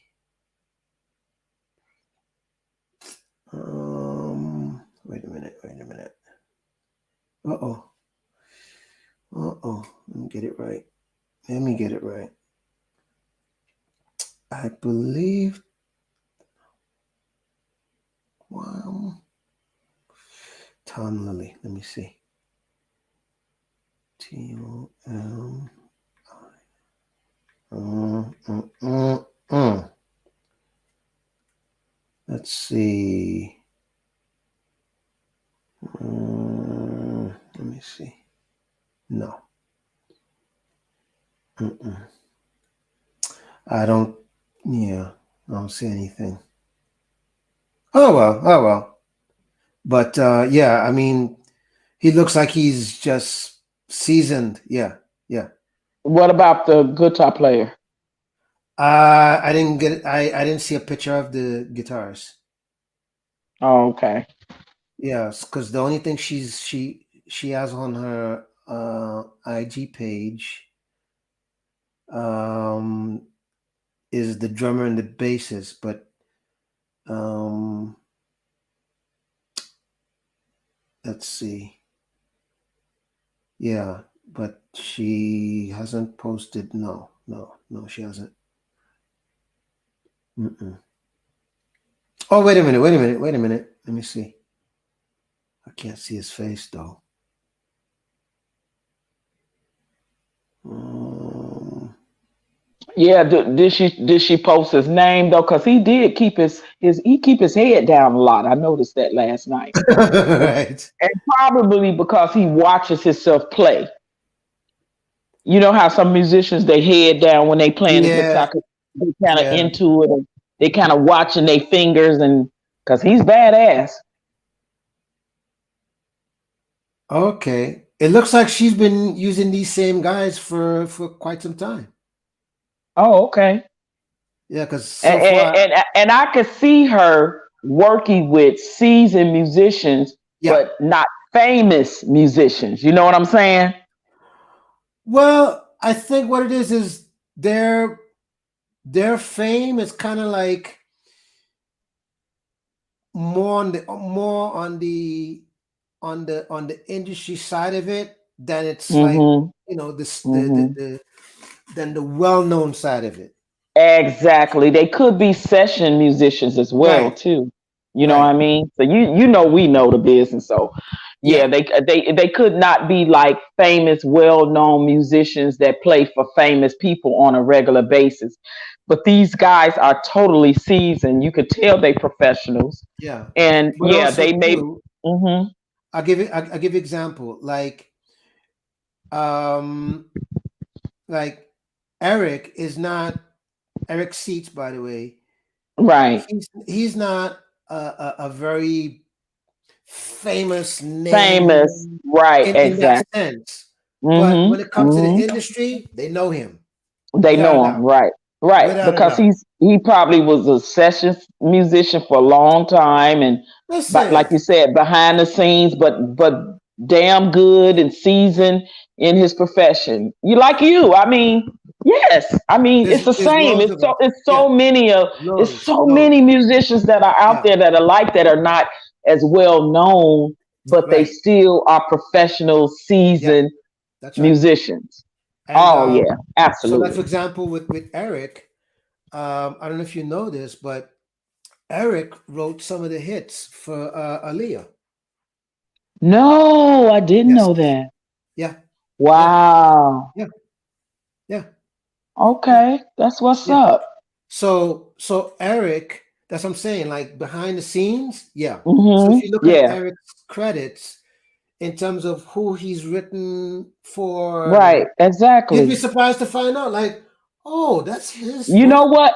And I always was a person because being an artist and being in the industry, I always was a person that will always turn the back of that album over and That's the right. back of That's that right. CD and look at That's right. name.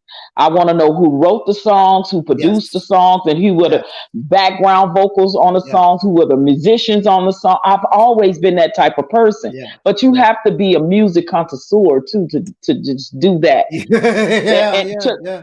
to know like well known like a lot of people they just know smash hit songs like you said and they don't Yeah. know actually who actually wrote the songs like a lot of people didn't know about people like Diane Warren in the No. business for a long time that that Exactly. wrote Exactly. for Tony Braxton, Celine, and a lot of other people. A lot of Loads. people don't Loads. know like Loads. famous songwriters.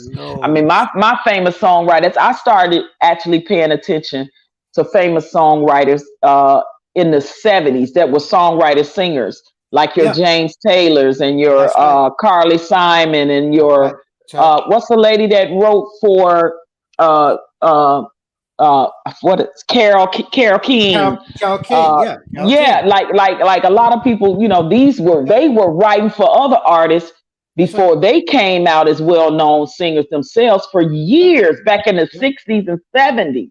Yeah. Yeah. Carol Mm-hmm. Bear Sayers and Burt Mm-hmm. Bacharach, like all those Mm-hmm. people. Mm-hmm. Mm-hmm. That's right. Yeah, you have to really love music to know a lot about songwriters and musicians So who that's what I'm played saying. on who played on famous songs and stuff, who Exactly. wrote famous songs. And it's funny you mentioned this because the whole man, I just wish that's the one thing I wish was not a lost art was, you know, Yeah, man. with Yes. with credits and oh man, I Hmm. grew up around that because Yes, me too. And a lot of that, like you said, has become a lost art when everything yeah, became computerized. because You know, it even took. because Hmm. even when things became computerized, like for example, when you had CDs, at least okay, you could read the jacket, you could read okay who did what, da, da, da, da, Hmm. da. But Hmm. now that the CDs, it's basically kind of obsolete, and albums, it's you know somewhat Yeah, obsolete. yeah, because they want you to download everything so they can Yeah, make money. And yeah, and the sad part about it is the labels and the execs make more money than the artists. The artists usually only get paid pennies on a dollar for every time you download their song, and that is so much of the art of music that has been taken out and has become and it's sad such a because void and so missed. That's why I tell people I love live entertainment. yeah, Period. yeah, I would rather go listen to live entertainment than to listen to a DJ behind a computer yes, playing the yes. songs for me. Give me the live musicians. Give me the live singer. Let me hear you sing it live. Let me get that experience. That's why I love when artists are touring and they doing the concerts. I'm so glad I'm so glad a lot of them is back now because it is so missed. It was so No, that it is so missed. And to know that there Yeah. are Yeah. legendary artists that can Yeah. still tour right to this day and Yeah. still make money in the industry, like your Patties, like your Shakas, you know what I mean? Like your Beths, the people that's been in the industry for so long. You talking 40, 50 years in the Yeah. industry, you know, like your Stephanie Mills. All these people are back out on the road, and it's just a beautiful thing. I love it. Yeah. And it's interesting that you mentioned that because if ever I see that an artist is going to do a track date, I'm not interested. Exactly. Exit. Like, come on now. You know, You like, I'm and sorry, but I I feel like gotta I'm not put paying my, my I gotta money put my worth. I'm girl. sorry. Yes, I gotta put my girl Gladys in there too. I'm so glad all of them are back on the road. Even Yeah, yeah, Al yeah, Green. yeah, Every time they come out and start touring, they if they not filling up, stadiums like they used to, at least they filling up some of the smaller to mid-size uh theaters and and stuff like that where it's small to medium audience, at least right, probably within about 1,000. I, right, I and love that's it because I even love some of the smaller and mid-sized of course, concerts because they're yeah, more intimate. yeah, yeah. Um, it's just like I was telling you with Joe. Joe is one of those artists. He loves to work. Like he's like, look, if you're gonna pay me, I'll be right there. Exactly. You I know? met Joe. Look, I met Joe in Chicago with him and David Hollister because I yes, know David Hollister from Chicago. yeah, But yeah, him and David Hollister did a show together in Chicago, and this is yeah, actually when I was living there. So to tell you how yeah. long that's been. But I met him. I met the other guy. What happened to him? He did a song with Mary J. Blige. He was signed to Bad Boys. Not Tank, Uh, but it's another one. He I can't think of his name. ooh, Not Tank though. I forget his name. He was assigned to Bad Boy. And okay. my homie from Chicago too, Carl Carl Thomas. Carl Thomas. Yes, I know Carl Okay, Thomas. yeah. He just did a show in Chicago, but it's this Yeah. other guy I'm trying to think of that was signed to Bad Boy too, and he had Is he a a solo artist? case. Case, Yes. that was his name. Case, Yeah. I The saw guy, him. the guy that sang that one song that's also on the top of songs that are being played for marriages is Yes, yes. What's his name? Too. The one he out in LA was married to Shantae. What was his name? Was ooh married ooh to Shantae Moore. ooh What is his name? His song was the wedding song of for so long. Oh God, ooh I man, see. I see his face. He was married. Him and Shantae was married. Shantae Moore. Kenny Kenny, Kenny Lattimore. Kenny, Ken, Kenny Lattimore. Yes. Kenny Lattimore, Yeah. yeah.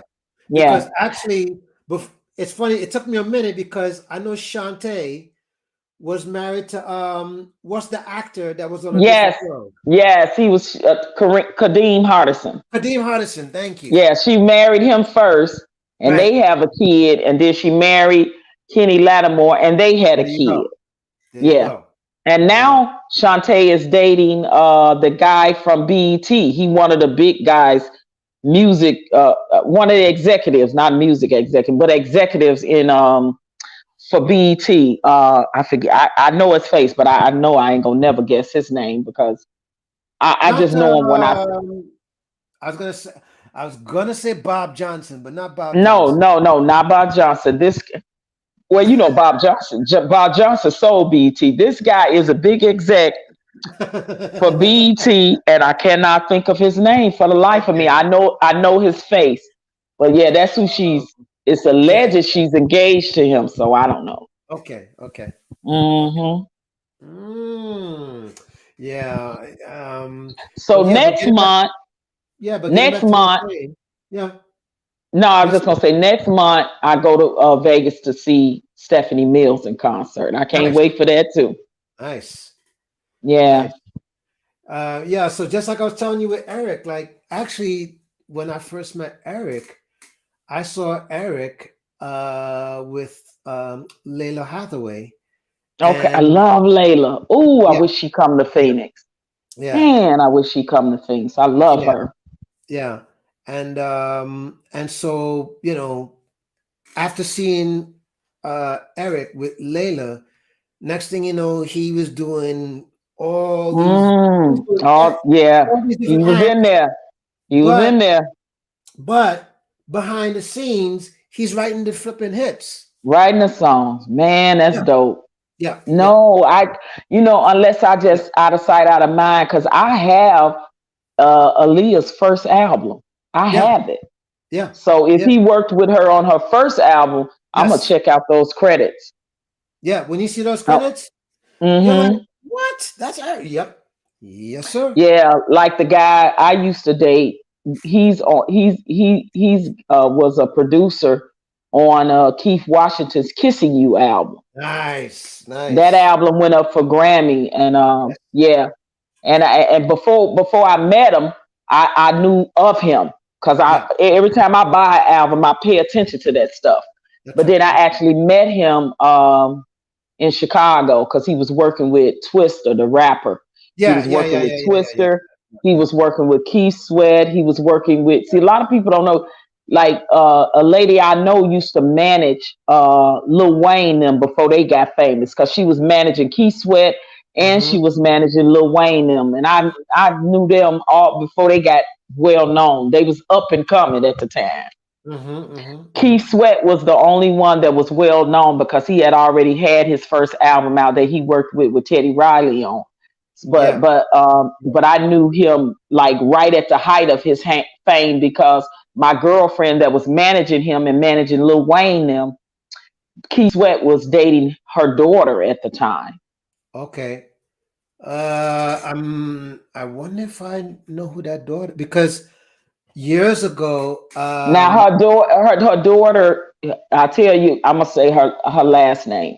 mm-hmm. My girlfriend is Helen Wooten out of Mm, Chicago. She had a famous production and management team of artists. Her name is Helen Wooten, and she was managing Keith Sweat and Lil Wayne them and a bunch of other people. I can't remember all back then. And Keith Sweat was yeah, dating well, her daughter, and her daughter was found deleted. They somebody and it was a whole bunch. They don't know if it was drug related or mafia related or right. whatever. But yeah, at the time when Keith Sweat was dating her, they found her daughter. Man, they Wow. deleted her, and I think they found her either in the trunk of a car or either in a garbage can somewhere. It was just Wow. man, and and then Helen stopped. She Mm, stopped. She retired from the industry, and she never got I back can into it imagine. after the death of her daughter. Yeah,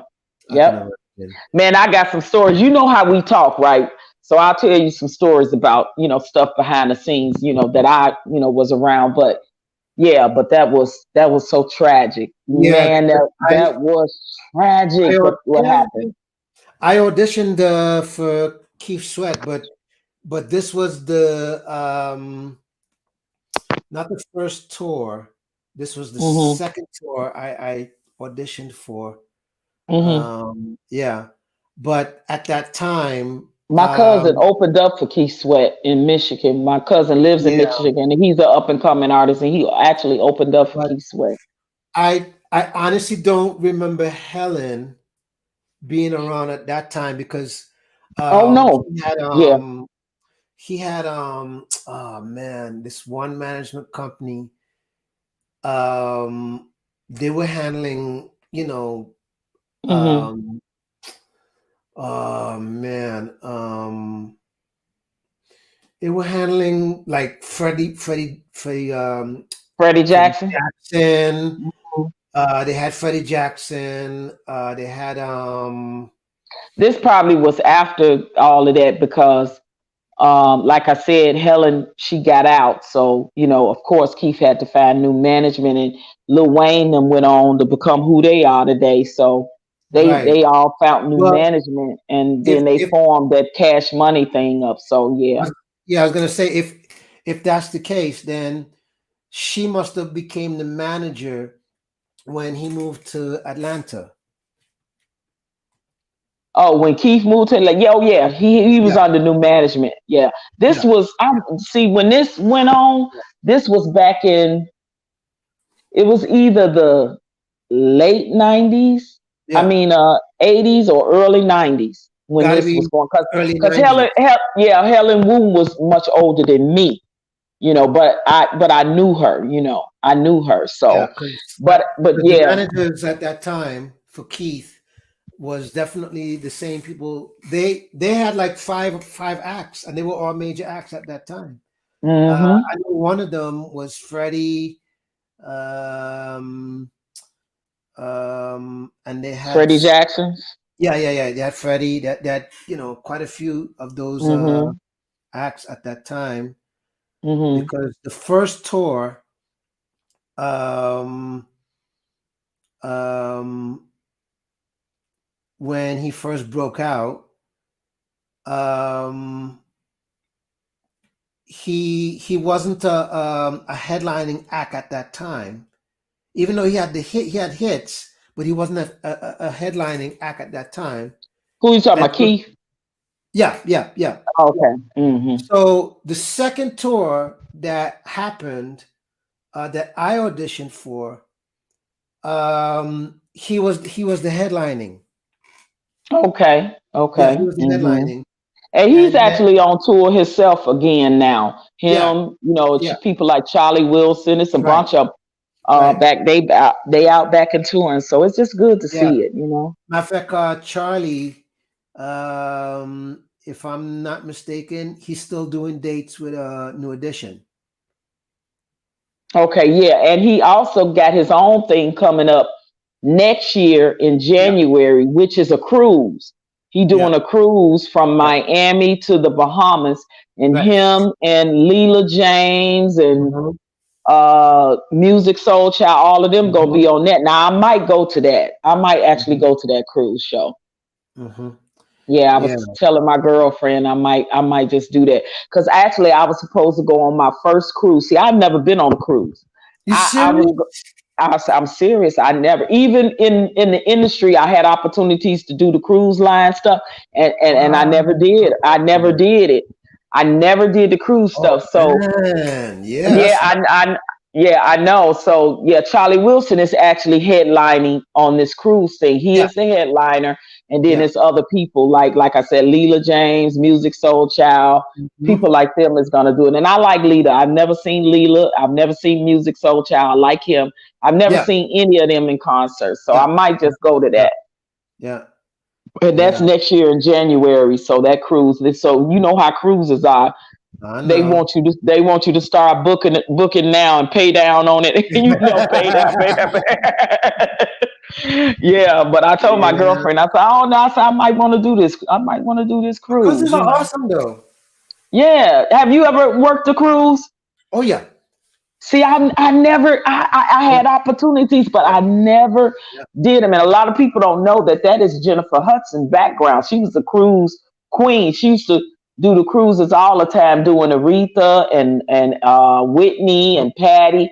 She was Hmm. that was what she was doing. That was her job before she auditioned for American Idol. Yeah, yeah, yeah.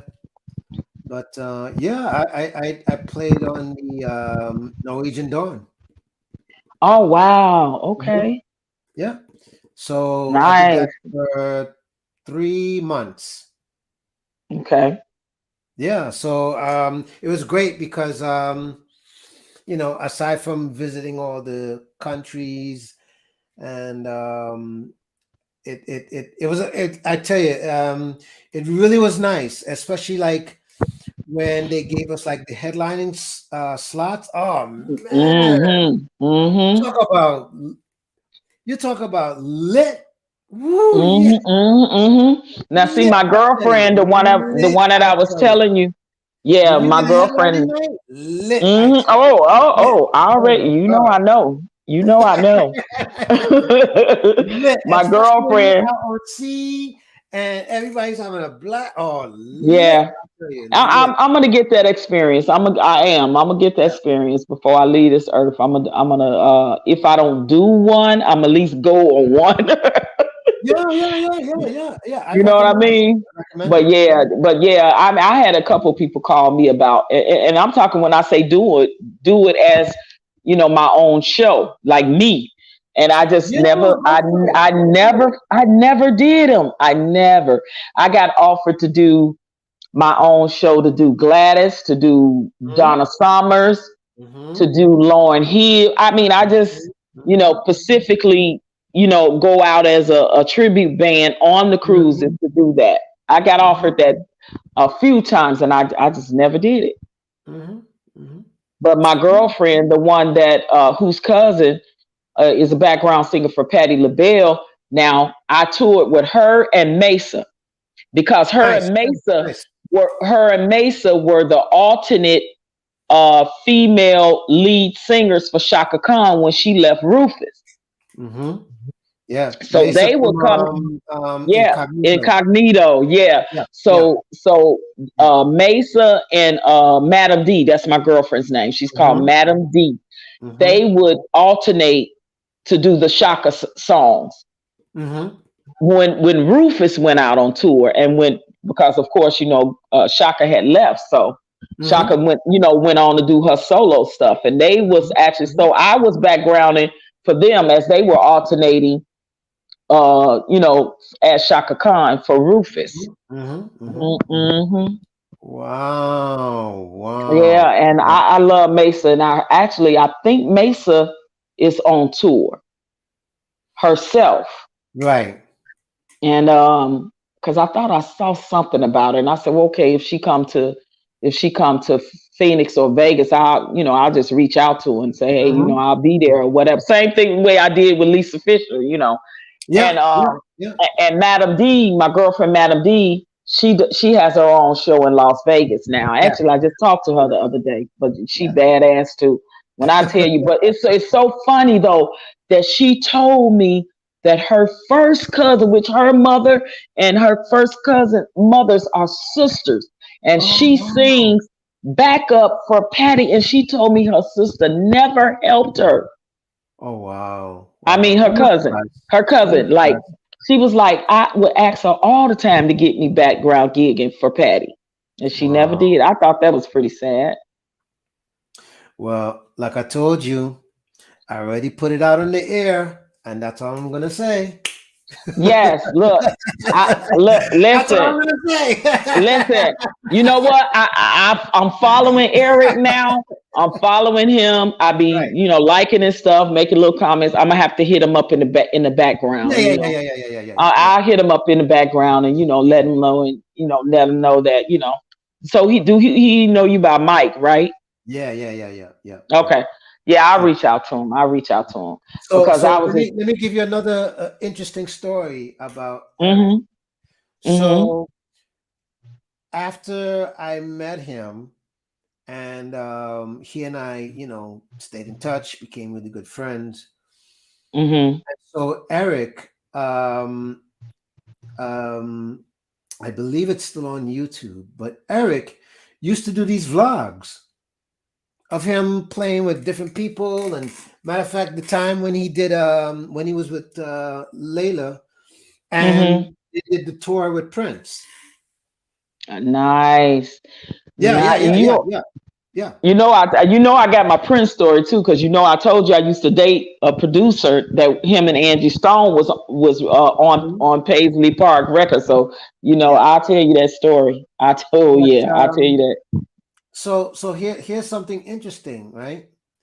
Mm-hmm. So um so one day he calls me and he asked for me to be a judge because Eric at that time used to hold these like drum competitions, okay? Oh, And okay. yeah, yeah, he used to have these drum competitions, and you get prizes and you get certain things happening, blah blah blah blah. And he asked me one day to be a judge, and this was in Miami. So he called me and another guy, and it was himself.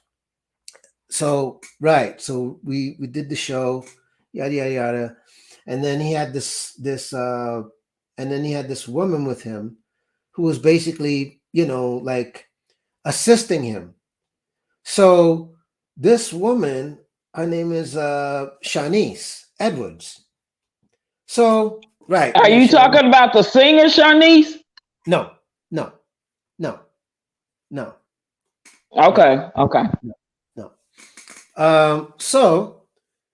So afterwards, we all went and ate dinner. We got to know each other. Blah blah blah blah blah. So me and Shanice exchanged numbers. Whatever, whatever. Right? Because so next thing you know, Shanice, when we were talking, said she knew a slew of people. And so she's like, okay, well, let me get you in touch with this one. Let me get you in touch with this one. All right, cool. So I made the connections. And then Shani said, um, do you know who my cousins are? And I said, am I supposed to know? She said, well, just think of what my last name is. I said, well, I can't think of it. Are you Uh, talking Dennis Edwards?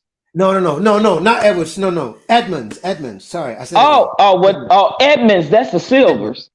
That's the No, Silvers all day long, isn't it? The Silvers. no. Check this Oh out. no, no, Babyface. They Yeah, last name is Edmund. Okay, okay. Because the Silvers' last name is Edmonds too. right. But So yeah, okay. she tells me, she says, so the first thing she said is, do you know about After Seven? I said, yeah, those are brothers and cousins. She's like, yep. I said, wait a minute, your Babyface's cousin. She's like, yep. Now you're talking. I said, Right. wow. So actually, her and we've been friends. I mean, I swear to God, I could call her right now. I can call her Wow, right that's now. dope. That's dope. Yeah, I can call her right now. So we've been friends since. Yeah. Okay, cool, cool. That's dope. It's been Yeah. beautiful. It's been beautiful. But Isn't it nice to have like certain friends in that industry and have those type of connections and oh man, different all things day, like all that? day, It really is all day. nice because even though they may be more famous and doing more stuff, it's just cool to say that these people or you've worked Yeah, with these yeah, people, yeah, yeah. and these people will pick up the phone and answer when you call. What I mean? That's like a really cool thing. Well, it's nice because her and like we just had this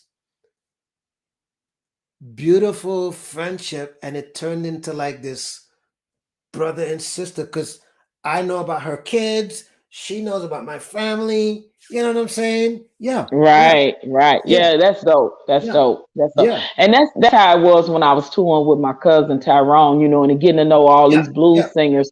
I yeah, mean, I met Millie Jackson, I yeah. met ZZ Hill, I met Nice, Bobby Bland. nice. Now we're talking. I knew Johnny Taylor very well because I used to date his son Floyd. I mean, Right. just so many of the blues artists from back, Denise LaSalle, and a lot of these Mhm. people they're now gone. The only Did ones you that know still. Mhm. Johnny Copeland? No, didn't know him. Oh, don't let me leave out. Uh. Uh. What's? Oh my God. I see his face. Blues singer, famous blues singer. Not BB Al- or Albert Collins? no. God, dog it. Oh, he was one of my mom's favorite. Oh my God. She'll kill me. I forgot. Okay. There's quite a I'll few think different of it names. in a minute. Not But Albert Collins. not Albert King either. He was on the uh Buddy Guy? scene. No, not Buddy Guy. I met Buddy Guy. Don't know him well, but I did meet him. Oh my God, this guy was famous. Mm, Little Milton. Yeah, okay. Yep, Little yep, yep, Milton. Yep. That's him. I mean, I was on tour, with my cousin Tyrone with all these people. So Nice. having to meet all these people and none of them, Nice. let's see, the only one that's still living is Millie Jackson. Mm-hmm. Cause look, Johnny Taylor gone, my cousin Tyrone is gone, Right. Bobby Bland is gone, That's right. ZZ Hill is That's gone. right. That's right. Uh, all of them are gone, man. Yeah. Like Yeah. Yeah. these Yeah. are legendary Little Yeah. Milton. All of them. These are legendary blues Yeah. singers. Yeah. You know what I mean? Yeah. And I know, a couple of BB King's daughters are doing the blues, but I know his daughter Rita. I know Rita King. Mm-hmm. Mm-hmm. Mm-hmm. And Rita lives in Vegas, and Rita is not a singer, so but she's in charge of like a lot of his memorabilia and stuff like that. Mm-hmm. So Mm-hmm. that's what she does for her daddy, and she received the award for him. But a couple of BB King's daughters is actually artists. They actually singing and doing Yeah. stuff. But Yeah. Rita is so sweet. She's just very low key and you Yeah. know and Yeah. Yeah. and then my girlfriend, Lady Brandy, she's in Vegas too. She's a blues singer, but she has a son by Al Green. So I got to meet Al Green, and that's another thing too, because she actually got me audition with Al, even though nothing ever came from it. But when I Yeah. went to his concert, I was with her in backstage, and I actually sung for him backstage. But I Oh, don't know okay. what happened. Yeah, Okay. but I was just grateful to meet him and have that opportunity. But my girlfriend Jaguar actually sung background with Yeah. Al Green. Yeah. I'm So not yeah, surprised. Not surprised. Yeah. yeah, yeah, yeah. So but Even though, yeah, as you know, I mean, sometimes with Jaguar, you gotta take it with a grain of salt. of course. Listen, That's all I'm gonna we talk. say. Sometimes Listen, we listen. We that's all I'm talked gonna about say, that. okay? Listen. We talked about that. I know everything ain't 100% nowhere, but that's my girl still. That's no Right, matter right, what.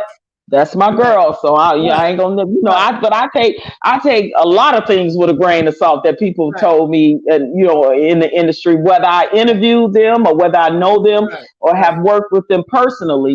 right, I take all of that with a grain of right. salt. So it's all good. But I will say this: for the most part, she's an honest person, but there are just some things you gotta just take it with a grain of Of salt. course.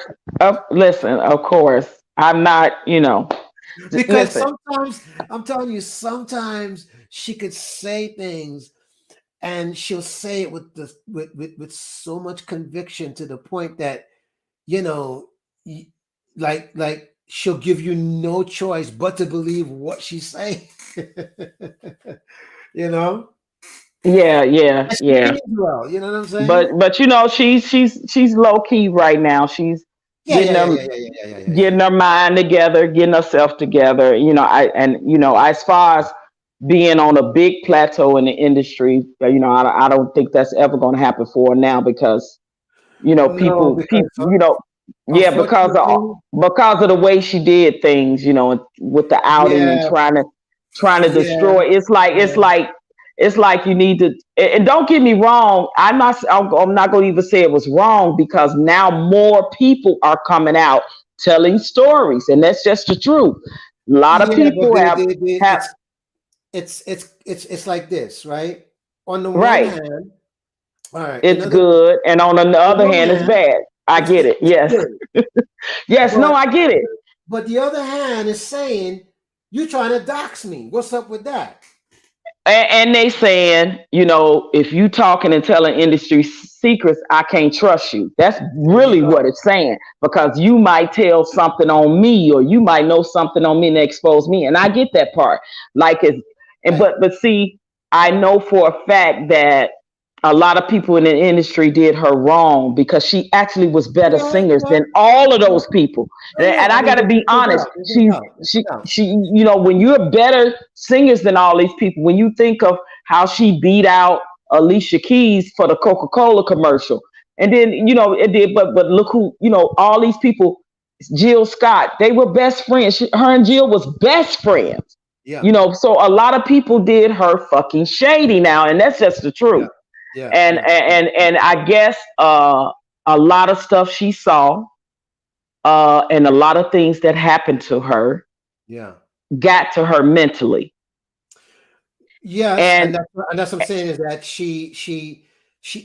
Let me tell you, from what I saw and heard, she outed. I mean, probably more than what was necessary, right?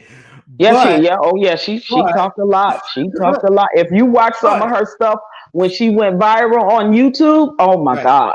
But Yeah. hold on. But again, that's what I'm saying. It's like some of it was good because it needed to be said.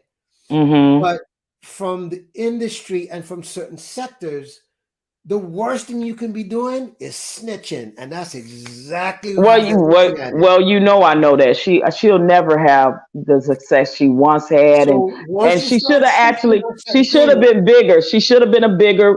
oh yeah, yeah, yeah, yeah. You know, she should have been bigger on a plat. She should have been on the same plateau as Jill Scott, as Erica Badu, as Alicia Keys, Yeah. as Mary J. Blige. Because Yeah. honestly, in my humble opinion, she's better than all of them Oh, I as a mean, pure singer, listen, there's better than no all of them. doubt. And There's but you no know, doubt. people She has the have, talent. yes, people have jealousy streaks, and Yeah, yeah, yeah. when you're in power now in certain positions, all you got to do is make a phone call, and you could say, don't let her album come out the same week of mass. Don't let her do this concert. Don't let her, you know, and these are the things that was happening to her behind the scenes. See, and a lot Yeah, of people yeah. don't know. That's why I say, like snakes that work behind the scenes, you the worst. You're the worst type for me. That's why that conversation Mhm. we had about that person that I told you that I was doing know, doxing I know, behind the scenes. They I are the know, worst people, in my humble opinion. I'm just I going to be know, honest, because you're doing more damage and it making it look like you're innocent. I know, and that's why I And that said, happened to Jaguar. That yeah, happened to yeah, her. I, yeah, yeah, I yeah, was there for a lot of it. It happened to her. So she wasn't lying about those things. The phone right. calls that was being made with a certain person who album was coming out at the same time of Mhm, hers, mhm, mhm. and she threw a pissy fit and got on the phone and said, if y'all put her album out the same week of mine, and they didn't. And then when they put Jag's album out, it didn't do as well as it could have, even though she sold like 300,000 copies. But you know that's mediocre. Mediocre. That's borderline. Exactly. You know what I'm That's saying? borderline. But Trust me. even with when she was signed to a major record label, Yeah, and the budget, listen, they slacked her on the budget, of course they marketing and did. advertising Of course they for the did. for the album. The video shoots literally was mediocre. Looked like something that she just stood behind. Listen, they didn't give her the budget because people made phone calls Yeah, that was hating on her, that yeah, had power, that said, don't put her shit out before mine. If you do, I'm a this, I'm a that. You know, just yeah, whiners yeah, and it just yeah, bitch people because she was fucking better than them. yeah. She really And the was. irony was, it wasn't even a matter of if she had terrible songs. As a matter of fact, that wasn't even the case. It wasn't the songs. She was writing for a lot of these You people. know. But She wrote, a the lot of issue people don't was, know she wrote for Jill Scott. yeah, yeah, yeah, She yeah, yeah, wrote yeah, for Jill yeah. Scott. Yeah. So the issue was, as you say, it's just because they said, okay, we're gonna give this artist the priority, and we're just gonna keep you right there. As a Just writer, in as other she was words, ghost writing, in other words, she was yes, session singing. yes, but what I'm saying is, as an artist, they're going to keep her out there just enough to say, okay, at least she can't Mm-hmm. say we did we we we Put yeah, we exactly. breached the contract. Exactly. Can't say that. Exactly. So Mm-hmm. so it's like all right, it's like the equivalent of saying if it costs $1,000 to make you big, right? Mm-hmm. Mm-hmm. They're unfortunately for Jag, they gave her $50. Mm-hmm. But from a contractual point of view, they played it smart and go, okay, well, at least you can't say we didn't put this But thing but out. but but Mike, But how the they do that. priority, They'll do priority, that to an artist. They will do that to an artist, yeah, and yeah, then yeah. they'll blame the artist for not getting the record sales, and then they will release them from their contract. That's what they did to Jag. Because one thing about this business I learned at that time is with the reason why certain albums are not where they're supposed to be, or even certain albums hasn't even come out. Mm-hmm. Because, Yeah, they got because, albums people don't because even know that's sitting on the shelf that yeah, they put on the shelf for years and years and years from an yeah, artist, yeah, and yeah, because yeah, something yeah. happened and they won't release it, and then they release the artist, and the Because a artist lot of never it, the artist because a never lot of it, never get their music out. because a lot of it that never came out or was borderline okay because of lack of marketing and Yep, promoting that stuff. exactly. It's Yep. called tax and, write-off. and yes, and the artist get the blame for it. That's Right, the part. The artist right. gets the blame for them not doing what they were supposed to do, and then they But the real use truth that, is, and then it's they'll tax throw it back write-off. on their yes, and they'll throw it back Tax on the write-off. artist, and they'll say, "Well, you didn't sell. Your Right, album didn't sell. Yeah, right, y'all didn't give me the budget. right. Didn't give me the budget. You f'd me when it came to the budget. But You this, didn't put my stuff out there. right, You minimize my stuff, and then when I don't do good on record sales, it's my fault, and then you end up releasing right. me from my contract." Because okay, here's the breakdown. Breakdown is this. Let's say that your contract is worth $1,000, right? Mm-hmm. That's how much that's how much they're signing me for. So in other words, Mm-hmm. the budget, right, includes to record, to master, Mm-hmm. everything, from the marketing, everything that it takes to to put this record out. That's the budget, right? Now let's say they spent uh 700 of that money, but there's 300 left, right? Now, even though that 300 can still put you at the top, but they never spend it. So instead, they just put it out there, hoping by luck. Well, let's see if it'll stand on its own. And if it does, then okay, cool. But if it don't, you know, um, we have our out because guess what? That artist, okay, owes us the 300. Because remember, when you sign, you're it's basically a flipping loan. Yeah, and It's a flipping loan. you end up on them back because you get in the red, Mhm. because you done So what overspent your happens? budget. Right. So what happens is, okay, if the album doesn't do well as far as the numbers that they're trying to anticipate, that means Mm-hmm. say, okay, if we spent 1,000, and if this album is going to do, let's just say 500,000, then we already got back our 1,000. Everybody wins. Okay, everybody's good. You know what I mean? No Right. problem.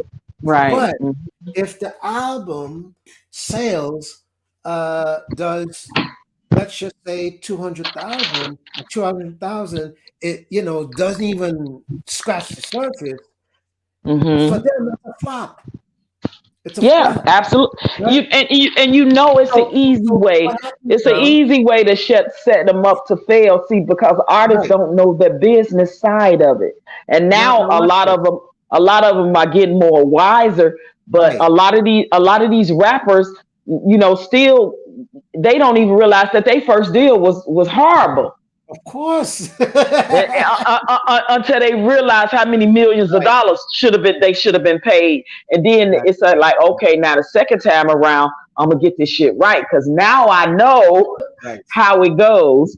Right. So what happens now? Like I said, let's just say 2,000. Sorry, 200,000 is a flop. You know, from the business side of it. So now the fact that they're still owing them money, and because they flop, guess what? They can't get out of the goddamn contract until the contract either It's A, for either A, ends either A, expires. either expires or has been paid back. One of the two.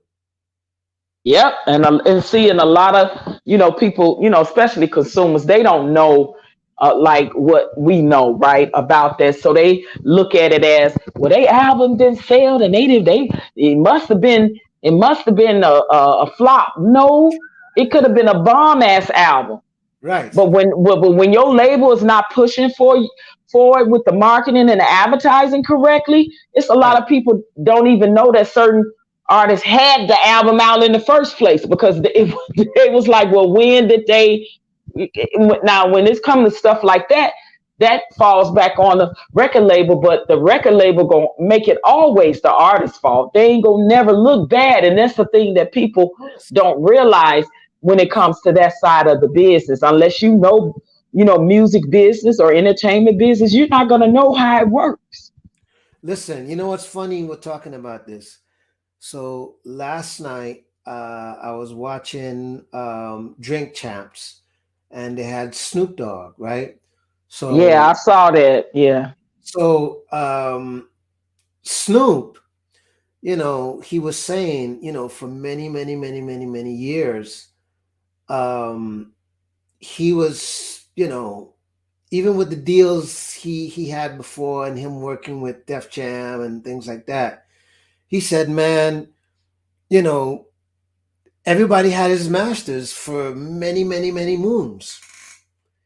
And then when he was about to, when he finally said, "Okay, tell you what, I'm gonna buy Death Row," he said, "But tell you what, I want my masters." And the Mm-hmm. guy charged what if he charged, and he says, "Okay, I'll tell you what, I'll be right back." And he went. He said he got the money, and he said not only he bought the label, he bought the masters, and he bought Mm-hmm. everything. Love And it. he bought like he said there was something else he bought outright, and I was like, wow, wow. Probably the rights to any movie deals that come Yes. out, Yeah, yeah, any mini series, any yeah, documentaries yeah, that yeah, come out about Death Row, yeah, and all the yeah, artists that was on. He probably bought a right to all that, which is a yeah, damn smart move. yeah, I yeah, met.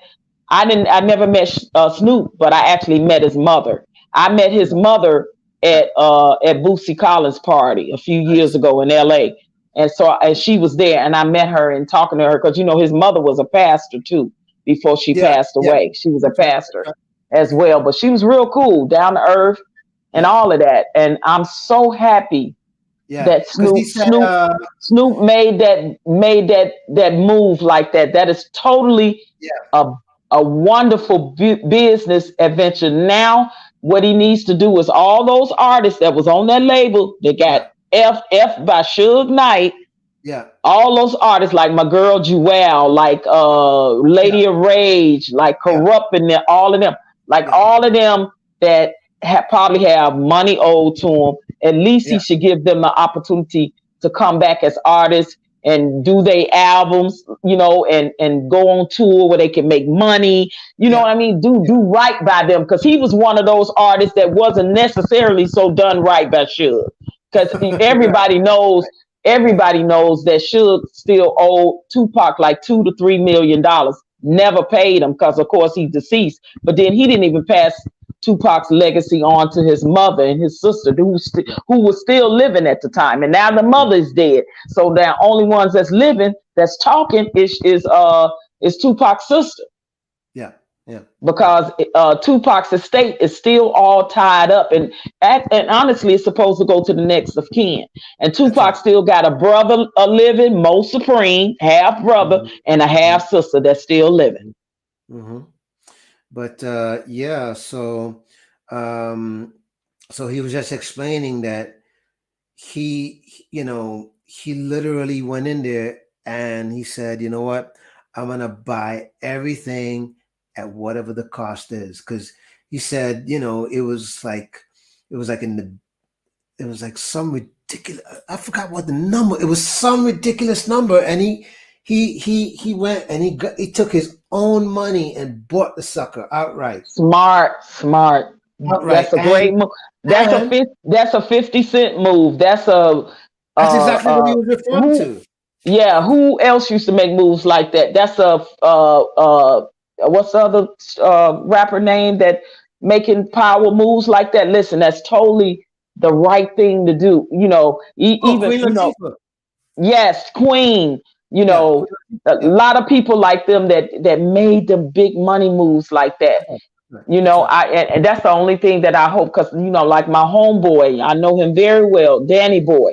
Danny Boy was on Death Row Records. He was one of the youngest artists on it. He got signed when he was 15, 16 years Hmm. old. Hmm. And he's the one that's on the I Ain't Mad at You song with Tupac. I ain't mad Yeah. at Yeah. ya. Yeah. That's my Yeah. homeboy, and Nice. we talked about it. And he was Yeah. out, I said, Danny, I said, I really hope that Snoop get all y'all back together, man, and do right, do right by y'all as the Yeah. first artist that was on Death Row. Like, he needs to call all them back, Lady of Rage, Jewel, Danny Yeah. Boy, Corrupt, all of them, like, and I say, let's can't. do this, let's do Yeah, this, but this Lady of business now. Rage, I think she's kind of moved on, because the last interview I saw of Lady of Yeah, Rage, I saw that. she she she she kind of gave up after a while. I think she's Yeah, moved on. because what they Yeah. did to the female artists is they kept putting their stuff on the shelf, because once Yeah. Suge got Tupac out of prison, it was all about Tupac and Snoop, Yeah. period. Yeah. And Because everybody else they kept Lady, putting on hold, kept putting on hold. yeah, because Lady of Rage was saying, um, she was saying that she, when they kept pushing her back, she's actually a feature on a lot of stuff that people don't even realize that's her. Exactly like my homegirl Jewel. She another one from Chicago. Same thing. She was Yeah, on Snoop yeah, stuff and on Pac stuff. A lot yeah. of people don't She's a even know feature. that's her voice on, Yeah, she's a on some of their stuff. but Just like Danny Boy.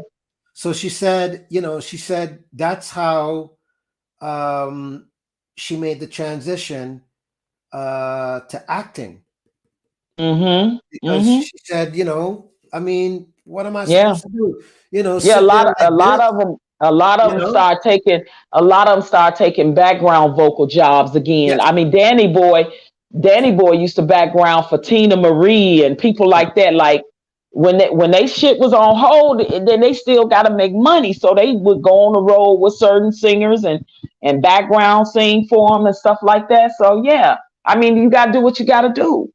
But guess what? But that's the same thing I was telling you with Lisa Fisher.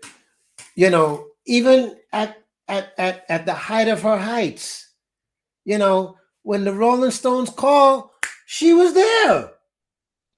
As she should have been. Shit, as she should have been. Even when Listen, she went and received a Grammy, or a Grammy, because she received a she Grammy won that award. Grammy. Yes, yes. Yeah, Her and I'm Patty telling you, won together. when the Rolling Stones said, "Up, it's time to go on the road," her ass was on stage. Exactly. Star on star. Exactly. Yep. She was. Yep. Yep. And I mean, it was so awesome to see her again, because Yeah. she told the story of how, if it wasn't for Luther, she never would have came That's out as a solo artist to do that's the right. album. And she was saying, Luther kept saying, you need to do your Yeah. own album, Yeah. like, you Yeah. need to. Yeah. So, and she did it, and look what that song, um how can I ease the pain? Look what it That's did right. for That's her. right. It helped That's get her a Grammy. That album and that right. song helped get her a Grammy. That's right. And she And will forever be one of the most famous background singers that also has a Grammy as an artist. yeah, yeah. And but other than that, I mean, I remember the time I did the tribute concert the second year, and Lisa was one of the lead singers. And I tell you, the thing I can tell you I loved about Lisa, I mean, she ain't tripping about zero. I tell you. Listen, why do you have to trip about it when you know you the shit? I mean, she's the most But that's just humblest it. person. Yes, But that's just it. She's the shit. the thing of But it is but she ain't tripping when they call you and I say tell I you, it's want oh my you God, man. on the road, when they Yeah, call you and say I want yeah, you on this tour, yeah, it speaks for itself. yeah. She's there. Trust me. Trust me. She could have easily said, "Oh, let me try to, nurture this career that I have going on." She could have easily done that. But again, when the loyalty and the royalty is calling you, star or no star, she's right there. Yes, we listen, and that's what the artist looks for when they hire you as a background singer. They look for your loyalty to them. Yeah, yeah, So then when you built up a loyalty with them, now they support you if you want to do a solo yeah, artist yeah, as to come yeah, out and do your own thing. They yeah, will actually support your project as well because the backing help that came from Luther and all the people he knew in the industry yeah, helped. Lisa became one of the most famous background singers. yeah, She was known for the Stones and Luther. Those two names right there speak for itself. yeah. And when you are humble and when you are loyal to those people, they Yeah. never forget that. They never But forget that. yeah, I mean, it's no different than with Luther. I mean, Luther was the background singer for was it James Taylor? Yeah, Was it James shit. Taylor? Luther worked background singers for what's that white boy name? He's from my hometown, Chicago. I want to say James Richard Taylor. Mark, Richard Mark, and Yeah, he might but he he was a background singer he for some so many he was a background singer for so many artists, and then when he got with his own group in that, what was the name of that group? They, oh god, was it the glow, or they had the song the glow of love. I can't think of the name. But he came out with their own group.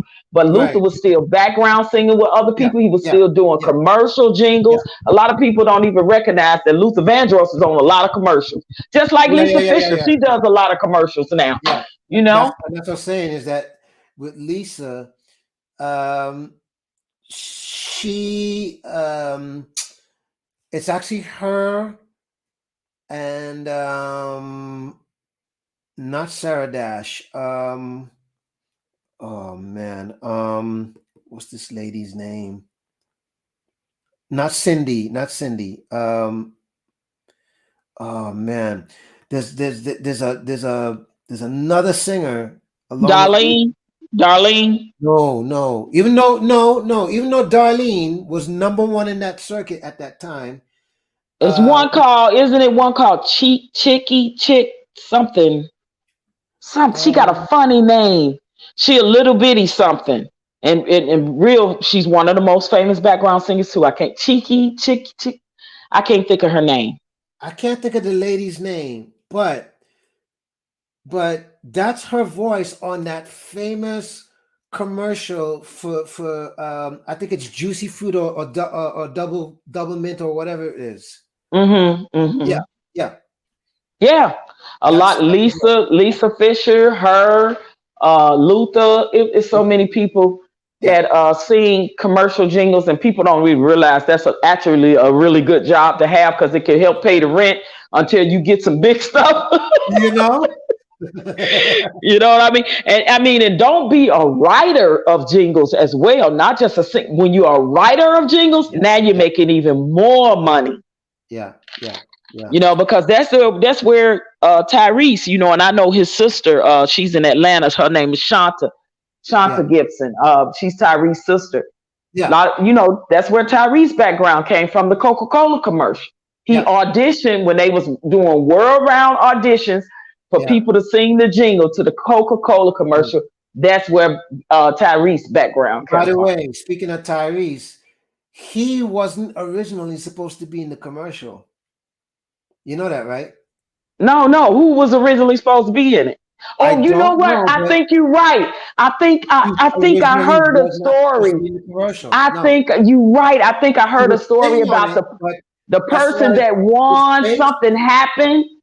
Something something happened, happened. and Something happened, and it was by chance that they said it was by chance that they said, well, since he already sang on it, let's see if he right. can. Let's see if he can play the part, Mm-hmm. and Mm-hmm. he nailed it in 2 takes. Yep. Nailed it Yeah. in two And takes. Tyrese, he was like the neighborhood heartthrob singer, Right, in California and Compton. right, They all pretty much come from Compton, Long right. Beach, Oakland area. So, and that his mother just passed too. Yeah, Because yeah, yeah, I actually sent my condolences to his sister. yeah. And yeah, and he was that singer that was in high school. He was the heartthrob there. All the girls Right, loved him right, because he right, could sing. You know what I mean? right, And right. everybody knew Tyrese from the hood. So when he, got the opportunity and audition and stuff, yeah, that was the beginning of a wonderful longevity in the entertainment because he went from being a singer to an actor. So he's done it all, and he Yeah, just left. He just did a concert in Dallas. Him and Ludacris and a bunch of other people, because his sister posted it on her social media hmm, page because she was there backstage with them and stuff. So they fell out. They fell out because I think she became addicted and became wow. homeless and all of that. So she was kind of away from the family for a while. And I met her in Vegas. That's where I know her from. But she moved Mhm. back. She moved back to Atlanta now. So and her and Tyree is close. She interviewed Yeah, Tyrese yeah, yeah, on her Facebook page. But yeah, yeah. she's an author. And she actually can sing. A lot of people don't know Shanta actually can sing. Hmm, So hmm. yeah, so they just come from that background of where they sang in church and they was in all of the talent shows, which is a lot of people's humble beginnings because it's mine, coming from church and stuff. So Yeah, because yeah, even with like what you're saying with Tyrese's sister, you know, it doesn't surprise me because like I know like there are certain famous singers who they have certain people in the family that can yeah, they got talent sing too. their flipping Yep, mess. I'm telling you, they can yep, freaking sing the phone book when I tell you. And but for them, they're not trying to be in the spotlight. right, When you say right. that, Like you're his like, sister's an author. His you're like, sister, wait a minute. she's she got her own little show, like her own where Right, she interview right, people. She interviewed Tyrese, right. and then she's a author of a book. So she Yeah, she did a children's book, and I think she did a book talking about her life story. But yeah, that's it right. was That's right. really really interesting, and she left Vegas and moved back to Atlanta so she could be That's close right. to her brother.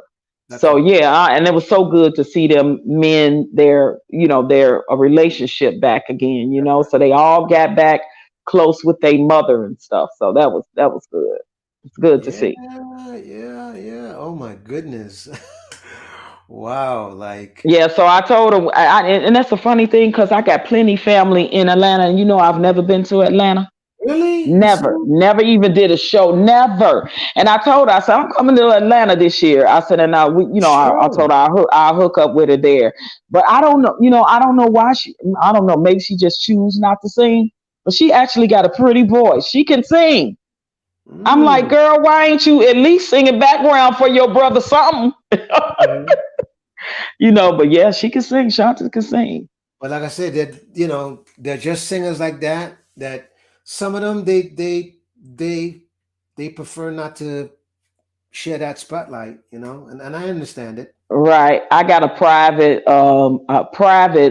invite uh to the taping of Marsha Warfield. That's my homegirl too. Yeah. Yep. she Yep. she she Yep. she inboxed me a private invitation to come to her show, which is going to air, I guess, on some cable. But I couldn't make it. Was short notice. She didn't know that I moved from Vegas and now I'm in Arizona. So she's like, Uh-huh. why the hell you ain't tell me you moved? I'm like, Yeah. but I'm like, yeah. And I said, I can't. It's too short notice. And then I knew I have to be in Vegas next week. So I was like, I'm sorry, sis, I can't make it, but break a leg, do what you do. with your By the stand up way, comedy. did you know? Speaking of Marsha? no, no. Did you know Martha Wash? No, no, never met Martha Wash. I knew Serious? of her. I knew of her, but never met her. So, I Okay, know she was a part of the Weather Girls, but nope, right. I never met And her. and she's another famous voice behind the Background scene. singer. Yep. Background. That's another Well, one. hell, that's her voice on I Got the Power. But a lot of people Yeah, yeah, yeah, yeah, listen, yeah, yeah, yeah, yeah. Yeah, you CNC know. Music Factory. Yep. I got the box. There- Hmm. there's a string load of dance hits that were like drops. That's her.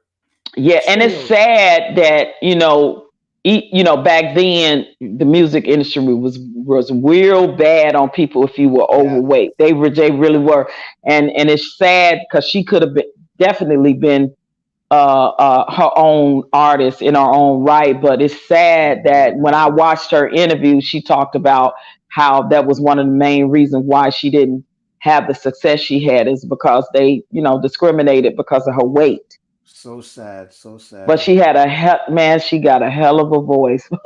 That voice there, yeah, yeah. Martha Washington is a bad chick. I'm telling you. Wow. Wow. Hmm. Hey, Tamar Doyle. This is a singer. She's a singer songwriter. Who? That there's a singer in the chat. Oh, really? Yeah, yeah, she's in Israel right now. Oh, Yeah, she's in okay. Israel. Yeah, but Okay. I played on her project called Traveling Souls. Yeah, Oh, and nice. I did some of the production and a couple of things, but yeah, yeah, but she writes really, really good songs. Yeah, good songs. Hmm.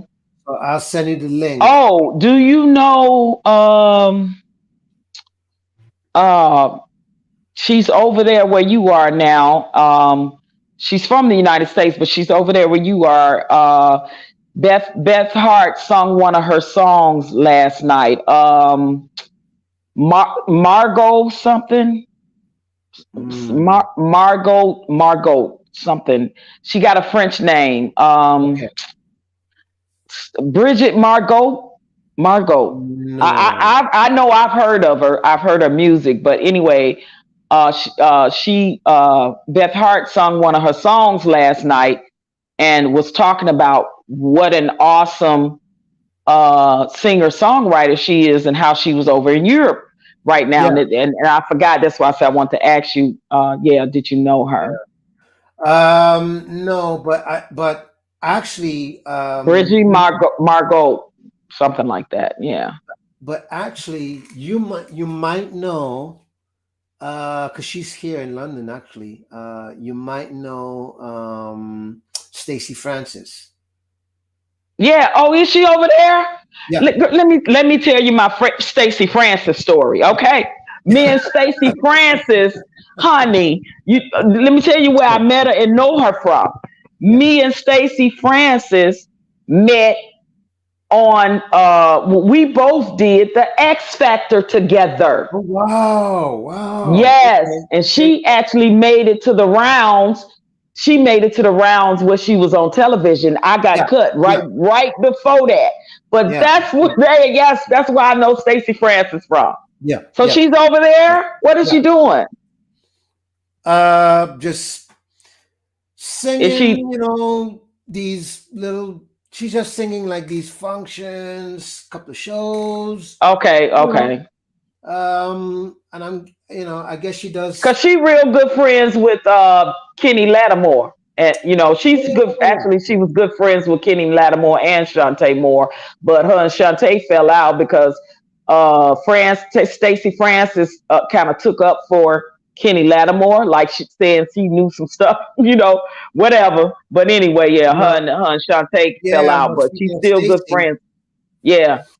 you know, her and Kelly Price What? also, got into it. Oh, did they? Now I know the story, the Whitney Houston story. I Yes, know that yes, story. yeah, they got into it. Yeah, yeah, Yeah. Yeah, Yeah. yeah. It was Whitney Houston, not Kelly Price. Yeah. Yeah. Yeah, Um, it's alleged that Whitney Houston slapped her yeah. because she was like kind of. They were saying she was like kind of stalking her or something. Just saying, "Oh my God, I'm such a fan." You mom, that type of thing. And it was alleged that like she was like all in Whitney's face or something. And this was at the Yeah. Yeah. some other type of event that Clive Davis was giving. Yeah. As a And matter of fact, yeah, the story from what I remembered was um, apparently this was some, as you say, something that I think it was like some sort of industry party or something, yes, yes, it and was an industry party. and and they were in a VIP area, but the area Mm-hmm. was roped off, right? Mm-hmm. And Stacy, I guess was trying to push herself onto Whitney, so to Yes, speak. yep, that's what I heard too. And so I guess Kelly was like, trying to diffuse the situation. And she was like, nah, girlfriend, just take it easy kind of thing. And, yeah. And then that's when, things got turned left. Mm. Yeah, but I remember Kelly telling something about that story. Mm-hmm. I Yeah, remember her telling it too. Yep. yeah, But I also saw Stacey Francis do an interview. I want to say it was what's that doctor? Not Dr. Phil. Not it's another doctor, Dr. Drew. yeah, She yeah, was yeah, on yeah, his yeah, yeah, yeah, show. yeah, She yeah, told us her side of the story on Dr. Drew, and she said it wasn't like people saying it was at all. I don't know, but yeah, my story. I met Stacey Francis. We both auditioned at the same time yeah. for the X Factor. Yeah, the X Awesome, Factor in awesome. California, and we went through all the phases together until we got up to the last because we had to go through like three different levels. If you make it to the Hmm. third level, now you in front of the big producers that's going to put you on the show. Yes. Me and Stacey Francis was in the same group. She actually went in right before I did. When she came out, I went in. Me and her locked eyes at each other because we had hugged and gave each other, Yeah, good luck, da da da, because we was having a conversation just while we was going through the process. And we were so happy that we made it as far as those artists could go right before you go on TV. And we were all in LA, and yeah, she got picked. She got picked to be on the show, and I got cut in. yeah, With that big people, they cut like over 1,000 of us. When I tell you, yeah, it was for yeah. those auditions, it was 10,000, over 10,000 people that I came can to imagine. audition. So just for me to even make it that far, Yeah, to beat out thousands, tens yep, of yep, thousands of yep. other artists, I felt honored. And the Yep. same thing happened to me on The Voice 3 times. I would Wow, always make wow, it to wow. that final round right before you air on TV, and I would get cut. Mm-hmm, mm-hmm. So that was Yeah. my experience with Stacey Francis, and I didn't see her no more until she was all over the tabloids and the My internet with my that incident experience with Whitney. With Whitney, yes. my experience wasn't nice neither. Really? No, but mine was nice. Mine was nice. So we met in the line at the X Factor. So my experience was nice. So tell me your experience.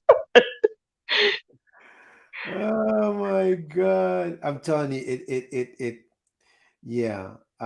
What happened?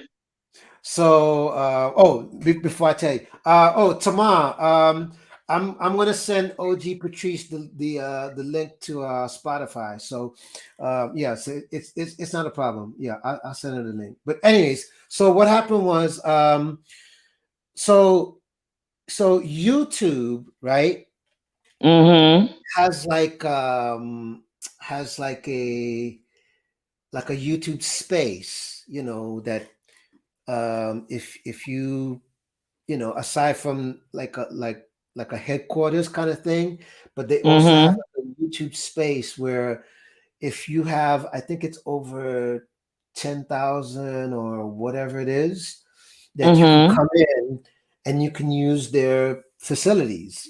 They have like huge rooms. They got every kind of camera you could think of. They got Mhm.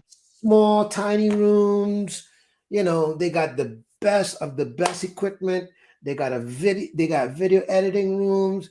They got the best of Mm. the best of as far as everything from A to Z. Right. Mhm. Mhm. So, so I got this notification from YouTube, um, and it had something to do with um,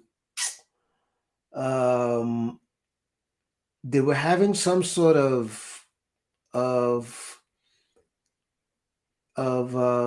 event where they were trying to show off YouTubers that were from London, right? Mhm. Um, Mhm. and so, as long as you have a YouTube channel and you had a decent amount of subscribers, well, at that time, I mean, Mhm. if you had like 50, I mean, you were still considered good in YouTube space at that time. But anyways, so Mhm. I went to it, and matter of fact, I think I have a video where I put up that vlog. I believe I believe I have a video of it. Anyways, so right. So as the night progressed, I see Stacy. Oh, So okay. right. So I guess she came because of whoever it is that she knew, or at least that's the impression I got, right? Mhm. Oh. So I looked at her, and it was like one of those things where it was like, I know you from somewhere, but I Mm. couldn't, I couldn't Mhm. figure it Mhm. out how. I just knew I knew her from somewhere. Mhm. And then I came up to her and I said, "Is your name Stacy?" And she said, "Yeah." I said, "Yes, yes." You're Stacy Francis. She's like, "Yes, yes, yes." And I said, "Yeah, my name's Mike. Whatever, whatever. Nice to meet you. Blah blah blah." Okay. Mhm. Um, and so um, I said, "Yeah, it would be nice, to link up since I have a YouTube channel. You probably have your own thing." I said, "Also I play, blah blah blah, blah whatever, whatever." And she said, "Yeah, we can do that." She says, "I'm just gonna um, go get something." I said, "All right." I said, "We can do that. Like maybe before you leave or something." She's like, "Yeah, that'd be cool, right?" Mhm. So I ran into her at a different point in the night, right?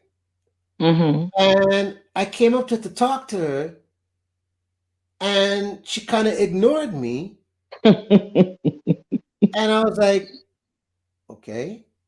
So then I was like, "Okay." So then I tried again, and then she gave me like this attitude, Mm. and I was like,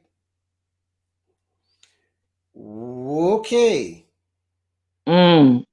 Or did she act like she didn't know you all of a sudden? No, it was just, it was like she couldn't be bothered. Oh, wow. Okay. It was just, it was like, really, Stacy, come on now. Right, right. Like, Wow, really? wow. I mean, like I said, we met in line auditioning for the X Factor, and she was cool. She just talking, and we was wishing each other luck, and we went, like I Yeah, said, we yeah, went through we yeah. went through the whole steps together because we all were in the same. It was a group. A lot of people don't know how this process go. You sign up, and we literally was there all day and all night. Like, I got Hmm. in line at like 4 o'clock in the morning. By the time you get through the whole full process, it's 8, 9 o'clock at night. People don't realize Hmm. how long it takes, especially when in LA it was over 10,000 people that auditioned there. And Listen, I know how that process goes because listen, even when I played on X Factor, oh, that's right. You told me that. That's right. listen, I vlogged it. I vlogged it. That's practically an all day process. Exactly. It All is. day when I tell you. I actually So thought about coming over there to audition since I had did it in the United States, yeah, and you know yeah, they don't have it in the United States anymore. They yeah, only have it over there where you are. And I yeah, actually thought about coming over there to yeah. audition because I did it 3 times and made it to the same place and Hmm. always got cut. You know, at Hmm. the same place, the same as I did with The Voice. So a lot of people don't know that it is a long, tedious Yeah, process. yeah. So Tedious. so so spoiler alert, everyone. So when you're seeing I think the show is what, 30 minutes to an hour. An hour. Okay, so when you're seeing an hour, you know, the way it looks, Yeah, the as way they edit though it. the Hmm. way it looks as though that's how the show is going live. No, nope, nope. Yeah, no, no, that's a whole day That's a process, whole all crunched down to 1 hour. That's right. That's right. Because let me tell you, when I got in, it was like 9 o'clock. Okay. Hmm. And once I got into the backstage area, um, and then the artist I was working with, like, you know, the cameras start rolling. Hmm. Even when you're there, the cameras are rolling. Oh yeah, absolutely. Okay.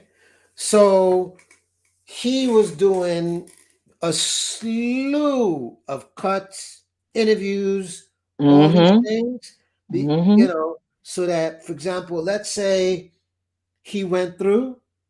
So by the time they make it seem like, you know, here's the backstory, Hmm. and this was done before. Nope, Is nope. aware 5 defendants have pled guilty before this court. Hmm. That was done Only one has been literally like that was hours. anti. But thinking about the defendants in terms of Hmm. liability, Okay. Hmm. at the So top they now Hmm. do the interview, that and then they still have to get certain shots a certain way, yada yada yada. Then they have to kind of tie that in, blah blah blah blah. Exactly. And Exactly. then after that, you go and you get lunch. Lunch is for an hour, and then they Yep. say, Yep. "Okay, everybody, make Yep. That's how sure." it was, and when we were going through Yeah, the audition process. yeah. Yep. You are So absolutely right. after you go get lunch, they tell everybody, "Okay, um, make sure that you're make sure that you're dressed in your makeup and everything is ready to rock." Okay. Hmm. Hmm. Even though they'll do the touch ups for you, um, right before they do the official rolling, right? Hmm. But you got to get ready. If you need to cut, shave, whatever, get it done. Hmm. And then after that is done, whatever, whatever, then you go into the pre-music room, just where you sit in front the vocal coach and Hmm. whoever, and they make sure, okay, let's make sure that your program is together, and you sing and you do and you play, and they want to make sure, okay, this is going to be tight, it's going to be nice, da, da, da, da, and they make whatever suggestions. Then you go back into the backstage, cameras are still rolling, and then Hmm. once the show starts, it starts. Hmm. Hmm. And Hmm. then once you've done your time, then you still got to stay right there. You Hmm. can't, you can't do nothing until the show is officially over. Exactly. And Right? believe me when I tell you it's a long, tedious process. Now Yeah, on the yeah, audition side, yeah.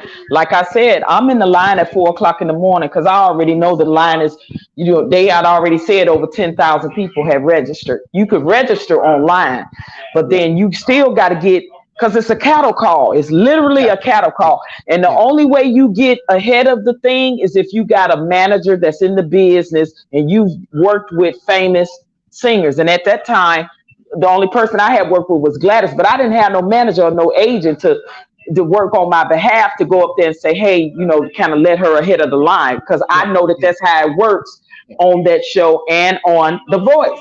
Because Yes. Yeah. I did both processes.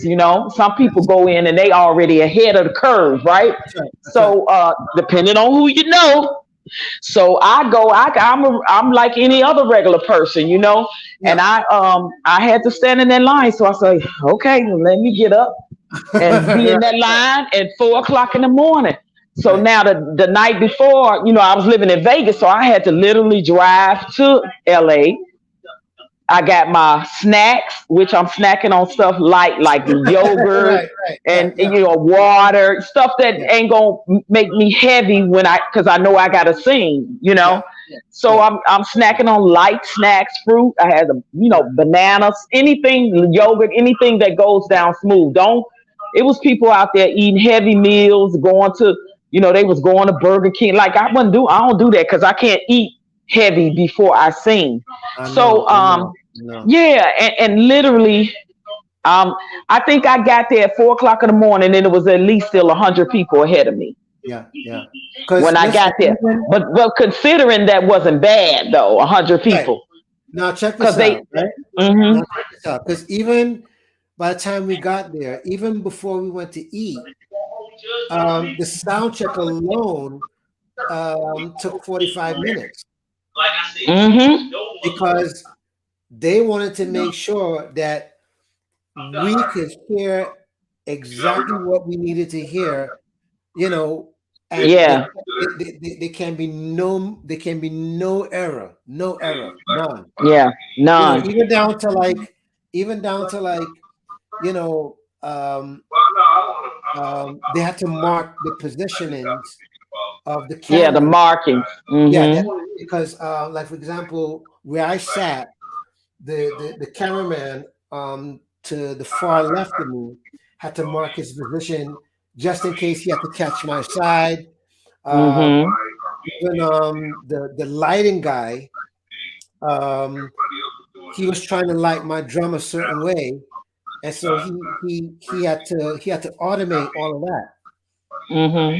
Yeah, yeah, Yeah, I yeah, mean, and the auditioning part of it, for anybody that want to know, prepare for your whole day to be there. Just yeah, prepare yeah, for, yeah, yeah, yeah, like, yeah, yeah, it's yeah. not gonna be an in and out process. Like I Mm, said, I'm in mm, line by 4. By the time I get up to where they do the final registration, it's probably about 9, 10 o'clock. So that's, and yeah, then the rest of the day is that they group you off in groups of, it started off with 20, then they narrow you down, right, split those groups to groups of 10. So you got 10 people, going in one room.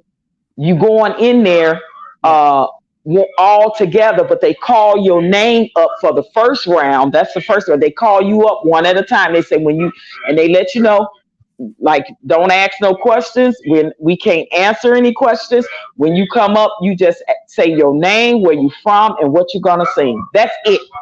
So literally, right, we right. gotta stand on that X, and they ask the questions. We just answer. So Yeah, yeah, yeah, and then they give us our 90 seconds. You got a minute and a half to yeah. sing your That's right. heart out, and they tell you don't start with the beginning of the song. Start with like the biggest part of the song, like the bridge going into something major, like where your vocals can soar. Like, and Right. song choice is everything too. Listen, you Yes. have to listen. Yes. People don't realize how important song choice is when they are auditioning. It was some people picking just horrible songs. You know what I mean? They Right. they was And even sometimes, they was either picking songs that were too big for them, like your Whitney's and Celine's and Mariah's, and they didn't have the Aretha's. And if you don't match that same energy with those vocals at the top like that, they're looking at you like that song was too much for you. You chose the wrong song. You got to always stay in something within your key, your range, a song that best suits you vocally. So a lot of people don't know that you have to do that. So then That's what they right. do is after all 10 have got up there and sang their songs, then they say, when we're back in our seats, they say, now, if we call your name, that means you move on to the next round. If we don't call your name, we wish you good luck and you can go home. That's like they are blatant. Like you didn't make it and we wish you all the luck. Come back and try next year. That's what they said. So, Mm-hmm. they called the two and listen, out of 10 people, it's only maybe two, three if you lucky that's gonna make it. Right? So your damn vocals gotta be on point to a T. Yeah, yeah, yeah. Every time I went, that's the first round. I got called first round. Yes, yes, yes. Then we make it to the second round. First we was in front of three or four Yeah, people that yeah. sends you to the next round. Then you in front of two people on round two. So two people, same thing. They break us down to groups of 10. You Yes. go in there, they tell you the same process. You either sing the same song or you sing a different song because they only want you to have at least three songs that you can choose from. Yeah, Because yeah, sometimes I've been in those auditions and you see where none of the songs work for them. And then they have to ask them, what are you good at? Name another, because all three songs that they picked were horrible songs.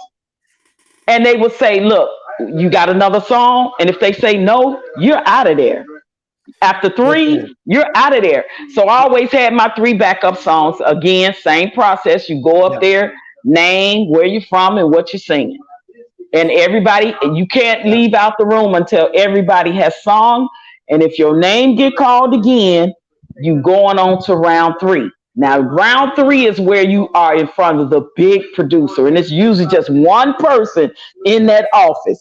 And yeah, they talk to you a little bit more because they want to learn where you're from, yeah, yeah, what your background is from. So the big yeah, producer asks you questions, and then they yeah, ask you a question like, "Well, what if you get in front of Simon, and he says you're horrible, and you disagree, he disagree, he don't like your voice." And so what you have to do, the key to that I found out is you have to always be the person that challenges Sam and Cowell or challenges the judges because that's marketing, right? Like right, that's right, right, ratings. right. So I think I said something like, well, I would just tell Simon, I humbly, respectfully disagree with him. I said something like that. And the producer Mm-hmm. just Nope, laughed. nope, She's nope. like, I love it. She was like, I love it. I love it. She was like, oh, so you wouldn't just agree with, I was like, no, I wouldn't just agree with Simon. So, and that's what they want. They want a way to boost the ratings, to market, to have that, Yep. that a Because little for bit of them, back and forth, right. you know? Because for them, it's almost like saying if your answer is going to be rude, oh, beautiful, great, let's go, come on. Yeah, yeah. Or if it's gonna be opposite it. Cause Yeah, I told her, I said, look, I would just tell you gotta be Simon, look, politically correct. listen, That's I good, beg to good. That's differ, funny. Simon. I beg to differ. And that producer just started cracking up. So she Yeah, loved it. And then I sung if my first song, which is what happened with me, my first song was the song that worked for me, got me through every last one. I didn't have to pick another song because kind of if they tell you to pick another song, they almost kind of frustrated a little bit. yeah, yeah, yeah, yeah, yeah, yeah, You know yeah. what I mean? They'll be like, well, you got another song. If they have to say that to you, yeah, then they already kind of like looking at you like, oh God, here we go. So Yeah. my first song got me through the whole thing. I sung one song. I never had to sing my backup songs, but Yeah, but sometimes, it's yeah, smart but to have your right, backup song. right. But sometimes if they ask you to do another song, Yes, and she asked me, and I did my second song. yeah, yeah, yeah, yeah, yeah.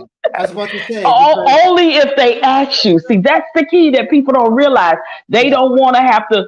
If you pick the wrong song as your first song choice, then they'll be Yeah, yeah, frustratingly yeah, yeah, asking yeah, you, yeah, yeah, do you yeah, have another song? But if you did great on the yeah, first song, they want to see what you're gonna do on the second song. yeah. Because You know what I mean? the guy I worked with, we did three songs. We did two covers and an original, right? Mm-hmm. And and funny enough, what you see on the show that we did, it looks like we it looks like we only did one, but we actually did three. Mm-hmm. Mm-hmm. Okay, but because what happened was we did we did the cover song that went over, but they were like, all right, well, give us something else because the audience was cheering it. All right, well, all right, give us something else. And so Mm-hmm. we did another song, and one of them wasn't quite feeling it, but everybody else was like, "No, man, we're good, we're good." And so because one wasn't feeling it, it was like, "All right, well, let me see what else you got." Then we went and we did the original, and the original went over. And so, even though he was kind of on the fence, but the audience kept pushing, no, no, no, no, pick this guy, pick this guy, pick this guy, pick this guy. And he was like, you know what? Screw it. Mm-hmm. Mm-hmm. Yeah. Yeah. Yeah, I mean, and like I said, just because I'm sliding through each process, trust me, each process from the first to the second round to the third, each process took hours to get to that point because you got yeah, to think they got thousands of people that they yeah. Oh moving yeah, from yeah, room to room to room. yeah, You know what I mean? And then they having these pep talks with us, while we sit and waiting. They trying to keep us pepped up. They cracking right, jokes. They doing different right, things. right, They telling us if we got to go to the bathroom, go now because it be we down to 5 minutes before you go in or whatever. right. So they kind of guiding you through this whole process, That's but right. it's a long, tedious process. Yeah, And yeah, when I made it to um the third round, the producer at then is where they explained how the next process is going to be. And yeah, what she said to me is that if I made it to the television round, I will get a I will get an email saying I made it to come back to LA for the yeah. television round. If I didn't, I wouldn't hear from them. Mm-hmm, mm-hmm, mm-hmm. And she said, but just in case, they may reach out to you to tell you you didn't make it too. So she said Yeah, it could be either or. You either won't hear from them at all by the date, a certain date, or either you will get an email saying you made it or you didn't make it. I got the email saying that I didn't make it. I got cut. yeah. So but actually they cut thousands of people. You know what I mean? So, Mm-hmm. and that happened to me 3 times with them, 3 times on The Voice. And by that time, I was just frustrated with the whole process. I said, I can't do this no more. So by I the said, I can't. way, I can't do. I mean, it cost me so much money because I'm flying in, I'm renting a mm, hotel, I'm renting a car, I'm buying food on the road. It was just it got too expensive. I said, okay, I can't do this. so by the way, are you going to be watching the Versus Easter special? I didn't even know it was a versus Easter special. Who's doing the verses? BBCC versus Mary Mary. Oh, okay. Yeah, I may watch that. yeah. Yeah, yeah. But the last time um I saw that they had the gospel one with Fred Hammond versus Kurt. Oh, Kirk it was Franklin, good. yeah. It was so good. I didn't even So know good. that they were doing the gospel verses, which is awesome. I think it's a beautiful thing. But Yeah, yeah, yeah. I'll just say this about the whole gospel audition process. It's different. I'll just say that. How about that? I'll just leave it there. Yeah, My yeah, mom yeah. my mama said if you can't say nothing good, don't say nothing at all. So that I'm just gonna say it's different. But I enjoyed that verses with Kurt and Fred Hammond. I enjoyed it. Yeah, I bet it was awesome. Especially Yeah. especially when Kurt brought out Tamla. Oh gosh, Pamela Mans, yeah. she Take tore me the to the. crap out of it. You She know what? tore it. I'm gonna have to watch, go back and watch it because I didn't even know that they had a gospel verses until recently. I saw it on social Yeah, media. yeah, yeah. You She know? tore it. Ooh, Lord, I can't even cuss saying it. Yeah. I mean, I'm surprised they didn't bring out what's her name too. I love her. Oh my God, the other one, the other girl that won the Kim, the gospel competition. Oh, what's her name? No, not Kim Burrell. Tasha. Oh no, wait? No, her name ain't Latasha. What's her name? Oh my God, I can't think of names today. I see her face and I can't. La, wait, I can't think of her name, but she come from the gospel one with Kirk Franklin. What is it called? The Sunday best. Yeah, Sunday Best. She come from that. Leandra, that's her name. Okay, okay. Leandra Johnson. What's her name? Leandra. But anyway, Hmm. her. I'm surprised they didn't bring her out because she won Sunday's Best a few years ago, and she is freaking awesome. You know, I Yeah, know but she had. that, I know she but had her that, problems with alcohol. She struggled with that because she fell off and yeah, but she went into that, rehab and stuff. But yeah, but Leandra is bad. yeah, but remember the verses is based upon the amount of hits and the amount of songs that that they can pick and say, okay, this was based on this or this was based on that. But generally, they try to pick something where it's like, all right, how many hits do you have? You know, Mm. yeah. Hmm. So Oh, that's okay. why, Okay, you I know, get you. Yeah, because Leandra, I mean, I think she might have be only on two, maybe three albums in her whole career, but I mean, and they all did well. And yeah, she's on tour. She's on tour now. So yeah, yeah, I like her. I like Leandra. I think I want to say yeah. Leandra Johnson. I think that's her last name, something like that. Because oh, and speaking of people, that's like with um Isaac Curry. Isaac Caree, Yeah, who's that? Isaac, he's a gospel singer. Isaac Oh, okay. used to do backgrounds for Kurt. Oh, okay, Yeah, okay. and And I now know this he's a solo this artist. girl named Nicole Mullen, who's a gospel singer. Mhm. She actually was engaged to what's the guy name? Not Kirk Franklin, but the other popular guy. Oh God, he wrote a book. He did a book. Um, he's like a Kirk Franklin. Gosh, but Ooh. she was engaged to him. I don't know what happened, but she used to background sing. Um, Donnie Donnie. McClurkin. Okay, okay, She, yeah, yeah, yeah, she was yeah. engaged to Nicole Mullen was engaged Okay, to okay. Donnie McClurkin, but I don't know what happened. But anyway, she used to be a background singer for Whitney Houston.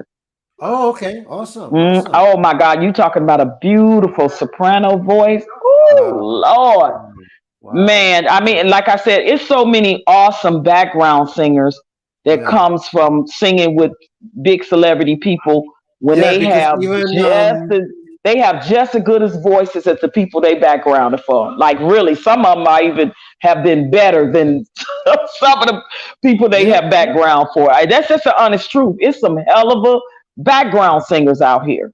And that's why I mentioned Isaac because Isaac, even though he has his own set of hits, and yeah, he's done Kirk, and he also used to be with a group called Men of Standard, not Stand, I think it was Men of Standard or something like that. But anyways, Hmm. um, but he also not too long ago he was the background singer for this huge country. I want to say Shania Twain or um, Mm. some huge country singer. He was he Yeah. Yeah, yeah. Yeah, like my girlfriend Tari Teray, the one that sung at my wedding, won 2 Grammys with Kanye and John Legend. Yeah, She used to background sing for Faith Hill, yeah, yeah, the country singer Faith Hill, and now yeah, she's yeah. on tour with Slick Rick, Nice, nice. and she has her own album out, so she's doing well. And her husband, who is Jay Ivy, that's his name, Jay, and then Ivy. Mm-hmm. He's a Grammy winning poet. He was actually on John Legend and Kanye West's album doing poetry. He was on Def. He won one of Def. What do you call it? Def poetry jams. He Yeah, yeah, yeah, won yeah. that.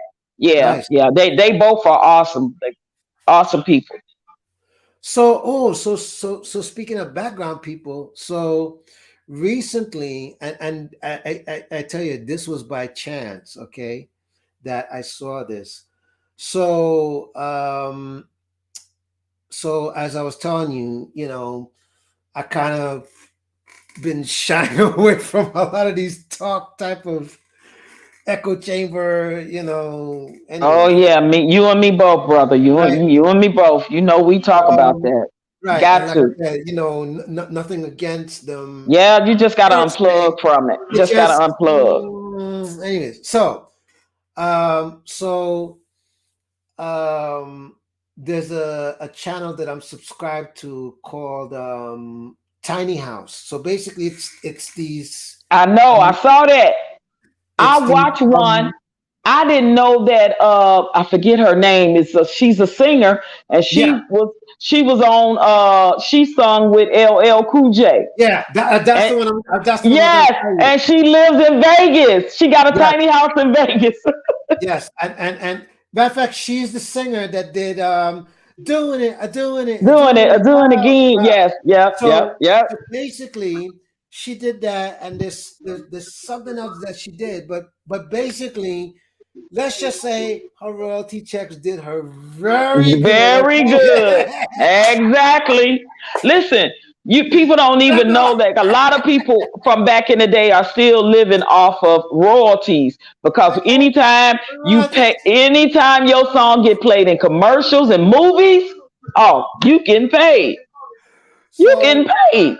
so if now if I remember the story correctly, she was saying that um you know she she she um she bought a really nice house. It was like a 4 bedroom, and she said, Mm-hmm.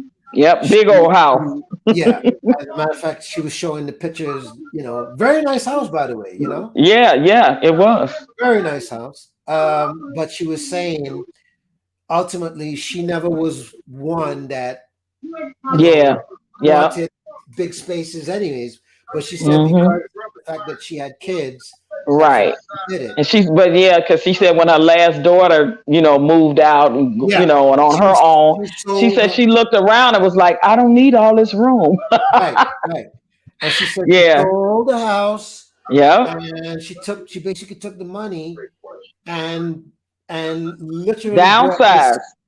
Yeah, but she said Wasn't it like a U-Haul type of thing? no, actually Oh, not like a RV. It was like a RV, I believe. Something like no, that.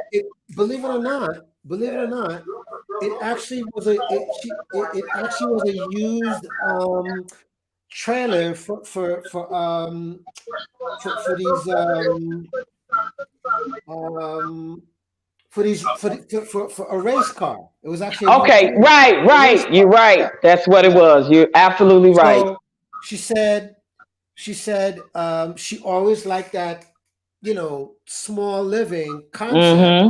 And she said she Mm-hmm. actually was gonna get an RV, Mm-hmm. but when she saw, the concept of living, Mm-hmm. simple, Mm-hmm. she said she took a chance and bought this trailer, and she Mm-hmm. got with like these guys who were like the sickest flipping designers of that type of stuff. Mm-hmm. And she said she got in there, and she went and she gutted, and she had people come in and do the work, and Mm-hmm. saved a ton load of money Yeah, but man, look. And but she said she did a little extension, which is where she yeah, put like a yeah, little patio type of yeah, thing, yeah, out. yes, It was awesome. It was just it's really dope, cool to it's even see dope, that. it's And dope, I'm telling you, it's listen, dope, it's so it's many dope, people it's dope. that are celebrities or, work with big celebrities that live in Vegas. It was so many of them that I didn't even know. Like I didn't even know she was there. I had no idea Yeah, she lived yeah, there because yeah. I never saw her unless I just didn't saw and didn't see her on the music scene out there in Vegas when I was out there. So I never knew she lived there, and I got Well, to meet one of my idols. Of course, she has MS now and she's in a wheelchair, but that's Lola Falana. I loved okay, me some Lola okay, Falana. I that's got to right. meet her. I got to meet, Frida Payne. She has a Hmm. house out there. Yeah, yeah, Glodine, which is Barry White's ex-wife. She has a yeah, house in yeah, Vegas. So yeah, I've been to, yeah. some of the Absolutely, parties with these absolutely. people. And Yeah, oh girl, one of the ladies, I can't think of her name, from Taste of Honey. She lives in Vegas. yeah, yeah, yeah, Albie Shore has a house yeah. in He has a Vegas. house. He Teddy has a house in Riley, Vegas. Teddy Yeah, Riley has a house in yeah, Vegas. yeah, yeah, Flavor Flav has a yeah, house in Vegas. There's yeah. so many of those Because people it's that I cheaper. know. It's cheaper. Yeah, It's cheaper. yep. It's a Yeah, lot of them out there that you don't even know. Oh, Dawn yeah, from In Vogue. She yeah, lives out in Vegas now. I met yeah, her yeah, at one of Sherry Gordy's parties. yeah, yeah, Her and her husband got a house out in Vegas. So yeah, yeah. it's a So, lot of them out there. so speaking of this same woman, so she was saying that, um, you know, when she finally got everything together, she found this like RV spot and set up shop right there. But yeah, but I looked her up, and let me tell you, she Hmm. is a dope ass for. Oh my god, What, photography? yeah. Really?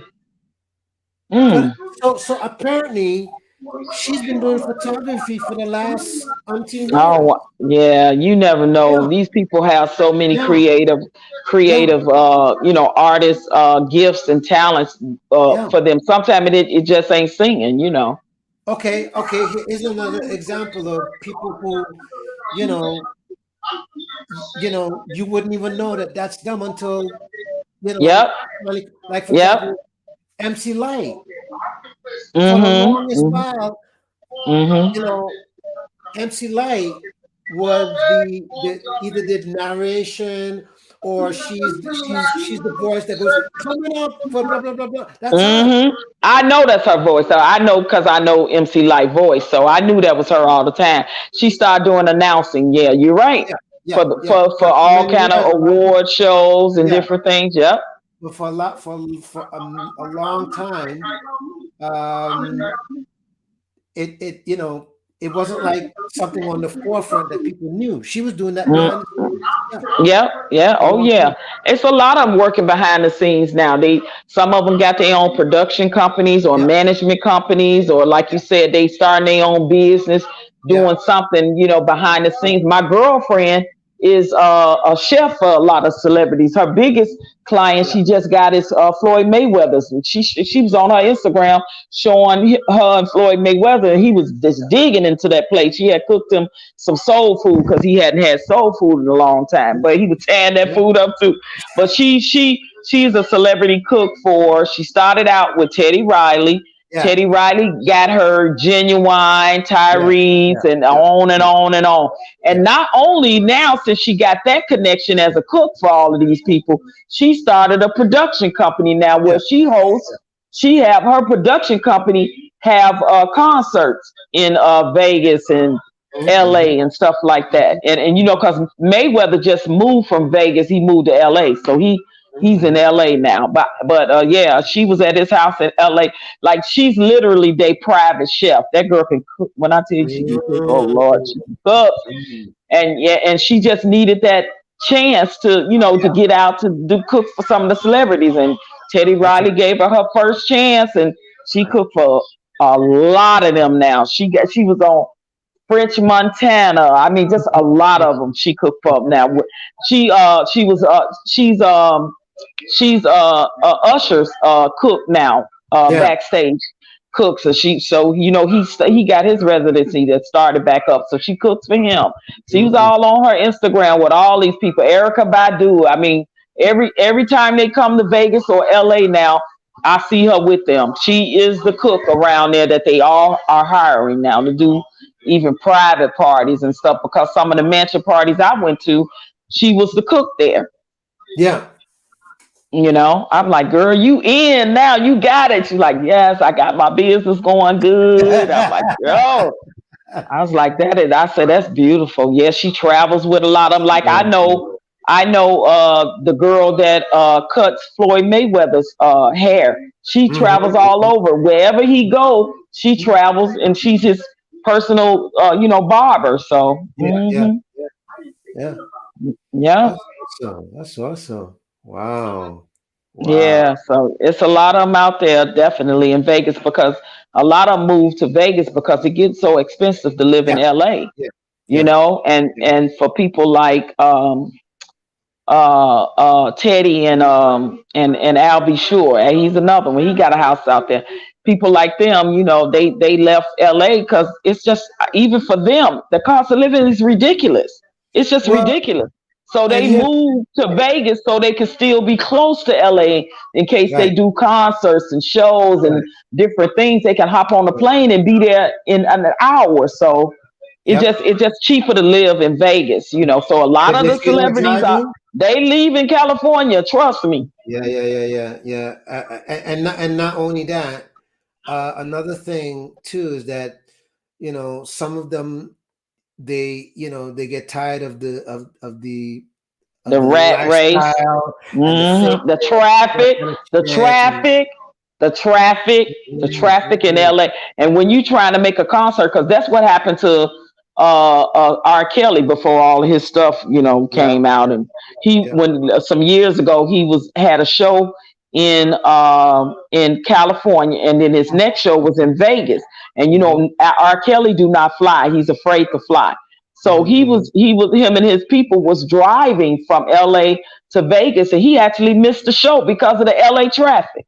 mm-hmm, mm-hmm, It's ridiculous. mm-hmm, So he had to reschedule. mm-hmm. It's crazy. Yeah, the LA, listen, and they talk about it all the time. If you're not flying to the gig from LA and say you want to take your own personal RV, and you got your entourage, or you just want to drive from LA to Vegas, which is a nice little drive actually, Right, right. have you some time to just get some Mm-hmm. peace of mind. But most of them, if they ain't flying, they ain't driving no more, because they talk about the traffic. That's Yeah. why what's his name? God bless his soul, the one that just died, the basketball player.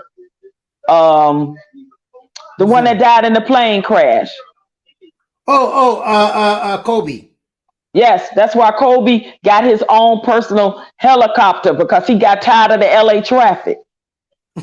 And he would fly everywhere. He said, I'm tired of this. I'm not doing this traffic anymore. So yeah, he would hire. He bought his own private helicopter with the pilot, and would take him anywhere. 'Cause he said, "Look, I'm not dealing with LA traffic. Period."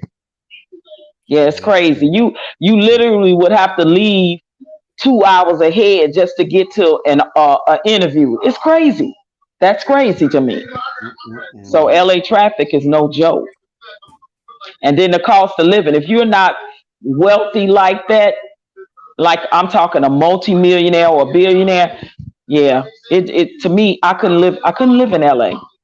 The Mm-mm. taxes, the traffic, the cost of living is ridiculous. That's why you got people like your Albie Shores and Teddy Riley's that are seeing is more applicable for them to move to Vegas and Yeah, maintain a nice, comfortable lifestyle than to yeah, stay in LA and yeah, pay all of that for a house and for the cost of living and for all the amenities that they get when they could do it right there in Vegas. yeah, yeah. Because I have a drummer friend who moved to Vegas not too long ago, and he was just saying that his even his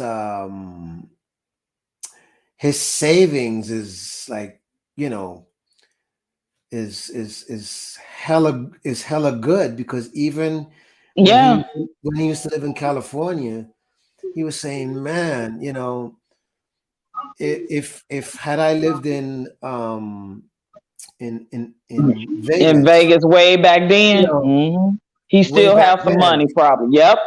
you know, the money that he probably could have been saved, and he could have done certain things. Oh man, oh Exactly. man.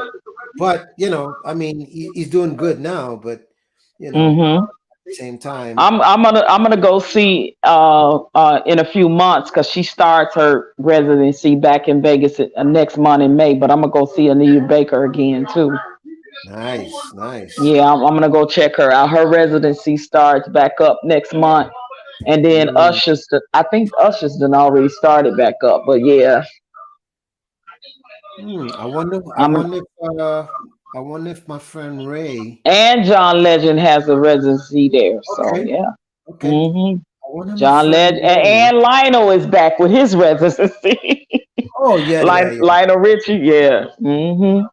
yeah, And you know Chucky Booker is the musical director for yeah, yeah, yeah, Lionel. yeah, yeah, yeah, yeah. He ain't going nowhere. hmm Oh yeah, he's He ain't solid. going nowhere. He's solid. And Chucky Booker is so sweet. He's really Yeah, cool. yeah, yeah, It yeah, was really a pleasure meeting him and talking to him and stuff like that. And if it wasn't for his lady, well, I ain't gonna say lady, the girl that he was messing around with, yeah, yeah, yeah, yeah. she's an artist too. But Okay. we were, but he, Chucky was digging on my girlfriend. Okay, I'm gonna just say that. And he was about to hook us up with background gigs for Lino, and of course, Nice. the lady he was going with messed that up. She don't like nobody. How about that? I ain't gonna even say she don't like me. I ain't never saw a person that she didn't like. She Wow, don't, she's a hell of a singer, and but very intimidated by other female singers. I'll just say that. that's a So that's shame. why I say it's people in the business. It's crazy. Like people just really think you're a threat. A lot of times, and it's so Well, unfortunate. You speaking know, of Chucky, uh, all I'm gonna say is check your WhatsApp. That's all Chucky, I'm gonna what's say. up? You said what's up? I said, speaking of Chucky, all I'm going to Mm-hmm. say is check your WhatsApp. Chucky, what? Check out what I'm saying. Uh huh. Speaking of Chucky, check your WhatsApp. That's all I'm going to say. Oh, okay, okay, That's all okay. I'm going to say. Okay, yeah, because I mean, look, him and my girlfriend, they done Let's went leave it out at on a that. few days. They was talking and stuff. But the lady he was going with, we know her. She a well known singer in Vegas too. And the first time I met him, all we was doing was talking. And Yeah. baby, she walked over there and all in his face, like, why you talking to them? That type of thing. Just very jealous and Mm-hmm. intimidating. Mm-hmm. Intimidated by other females. Mm-hmm. And I'll tell you a backstory about something else about that whole situation too, Yeah, uh, yeah, yeah, no as problem. well. Yeah, we'll talk. Yeah, we'll No talk. problem. Privately, because we got some stories. Let's just say some things are not made for YouTube. Okay, I know, right? Exactly. It's not made for YouTube and not made for all ears to hear. All right, brother, I'm Well, getting ready to get off. It was good talking to you, as always, as always, as always. and I will be talking to you soon. Thank you so much. And yeah, Oh, no but problem. I love chopping. I love chopping it up with you. oh, any good time. But like I said, check your WhatsApp. That's all I'm gonna tell you. Okay, Okay. I'm gonna check my watch app, and then yeah, I'll tell you another. Like I said, I'll tell you another story Yeah, on that. yeah. That's yeah. Not a problem, not a problem. But much love to you as always. To You you know. too, bro, over there in the Yeah, UK, and yeah, yeah, salute to yeah, your yeah, chat and the artist, young lady that was in your chat. I don't yeah, know if yeah, she's still yeah. in here, but yeah, salute to your I'm gonna chat send as you all that. well. Send you all that. Okay, Yeah. cool, cool, cool, cool. All right, talk to you and see you soon. All right. Much love. All right, bye bye. Awesome. Bye. Wow. Good old OG Patrice came by and just chopped it up. Um, for those of you who are not familiar with OG Patrice, she is a heck of a singer. And speaking of OG Patrice, I encourage every one of you to go check out OG Patrice on her YouTube channel. All right. So all you have to do is just type OG Patrice, and her channel will come up. Definitely give her that support. Subscribe to her channel, like, share, and encourage her, and leave comments and all that good stuff. Yeah, but she can sing. She can sing, and as you hear from all the different stories, she's been around. She's got lots to say, and she's got a few things coming up, which I can't talk about. But when it comes out, you'll know, you'll see, and it'll all make sense at the time that it's gonna come out. So yeah, so I'm just going to play for like a couple of minutes, and then I'm gonna get going myself. So yeah, so all right, so here we go. So I'm gonna get back to just playing some things, and if anybody that's in the chat would like to talk about drumming, got any questions for me as far as drumming, or if you just simply want to talk, no problem. I'm open. I'm here, and I'm just gonna continue with my practice session, and like I said, I'm just gonna do this for a couple more minutes, and let's see how it goes. Who knows? I may just decide, okay, tell you what, why don't we just do this for the next 24 hours? Who knows, right? All right, here you go.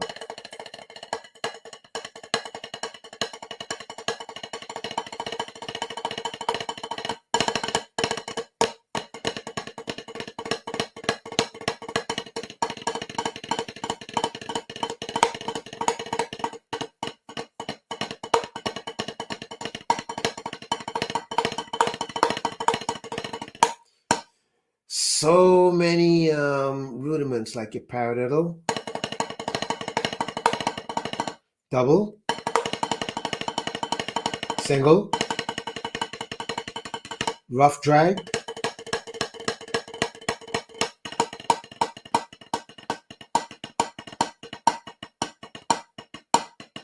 okay?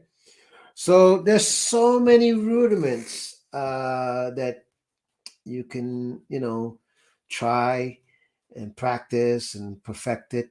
But generally, in this business of drumming, so as long as you have the basics, and generally, with the basics, these are probably, the ones that are used the most. There's no hard and fast rule in terms of which rudiment you have to use. No, because um, any rudiment can be used as long as it's within the context of the song, right? That's the key thing. But as long as you have single,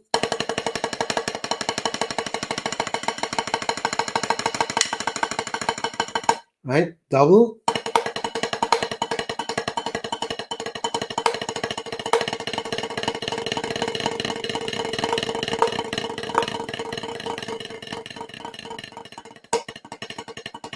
and paradiddle.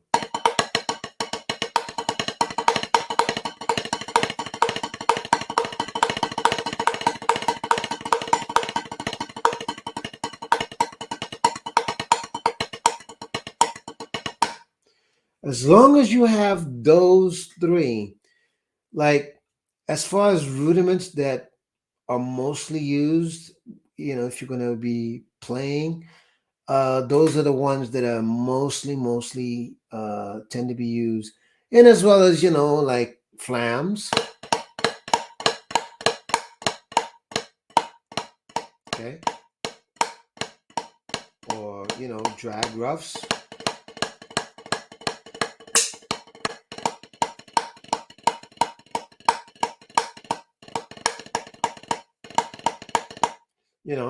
Or even a press roll.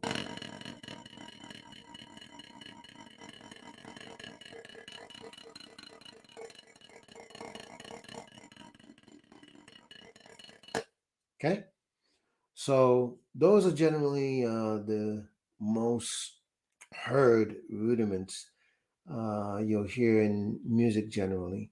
But again, there's no hard and fast rule that you have to practice those or you have to use those when it comes to most kinds of music. Because, like I said, it's all about um, what fits the song and what's in the context of the music will determine what you play. So, anyways.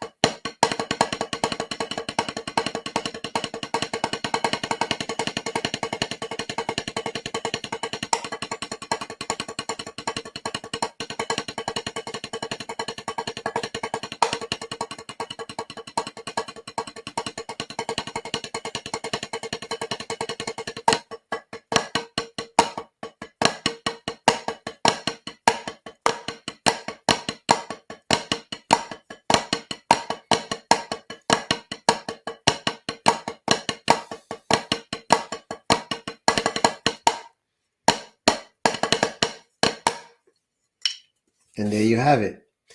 So just remember, when you guys and girls are practicing, um, the whole idea is to develop your drumming skills. Okay. Um, and so to develop your drumming skills means to develop your playing where you want to be sharp at what you're doing.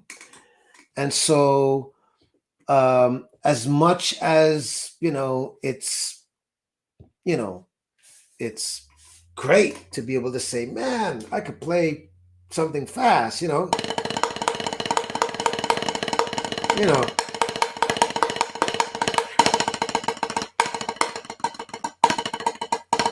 right?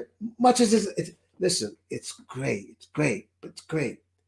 But in order to get there, okay, you have to do the basics and you have to be able to master the basics. So if the basics means just this,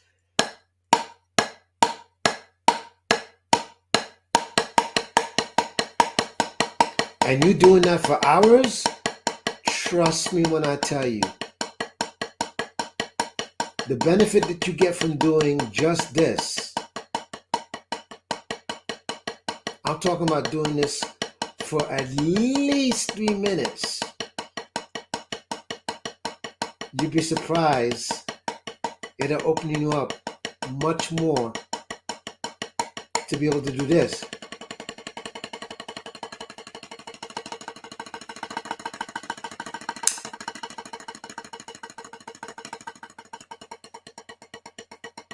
With total ease. And that's the key, is to play with just total ease. You know?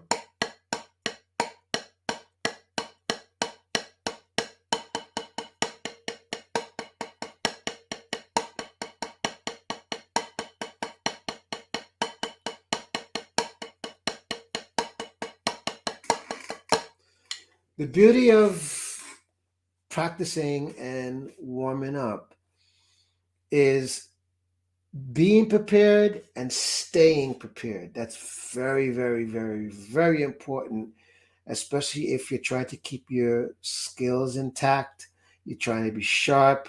All of these things are very important, especially if you want to consider yourself to being a professional, right? And speaking of being a professional, I intend on doing a video talking about what it means and how to become a professional drummer. Okay, so um, I'm just gonna say, uh, I really hope you took something away from this session, whether it's me breaking down, practicing, whether you're watching me practicing or listening to, the talk that I had with OG or Lashes or whatever it is that you got from this video. I hope this video definitely gave you a lot of value. So with that, please show me some likes. Show me some likes. Come on, hit that like button. Hit that like button. And as well as subscribe to my channel. You know, right about there. I think it's somewhere there, wherever. Anyways, hit that notification bell. Please share this video with your family and your friends and leave me a comment. Let me know what you think of this video and let's get a discussion going, okay? And as always, that I always like to spread the good blessings and life towards everyone. But I always say, one love. See you next time.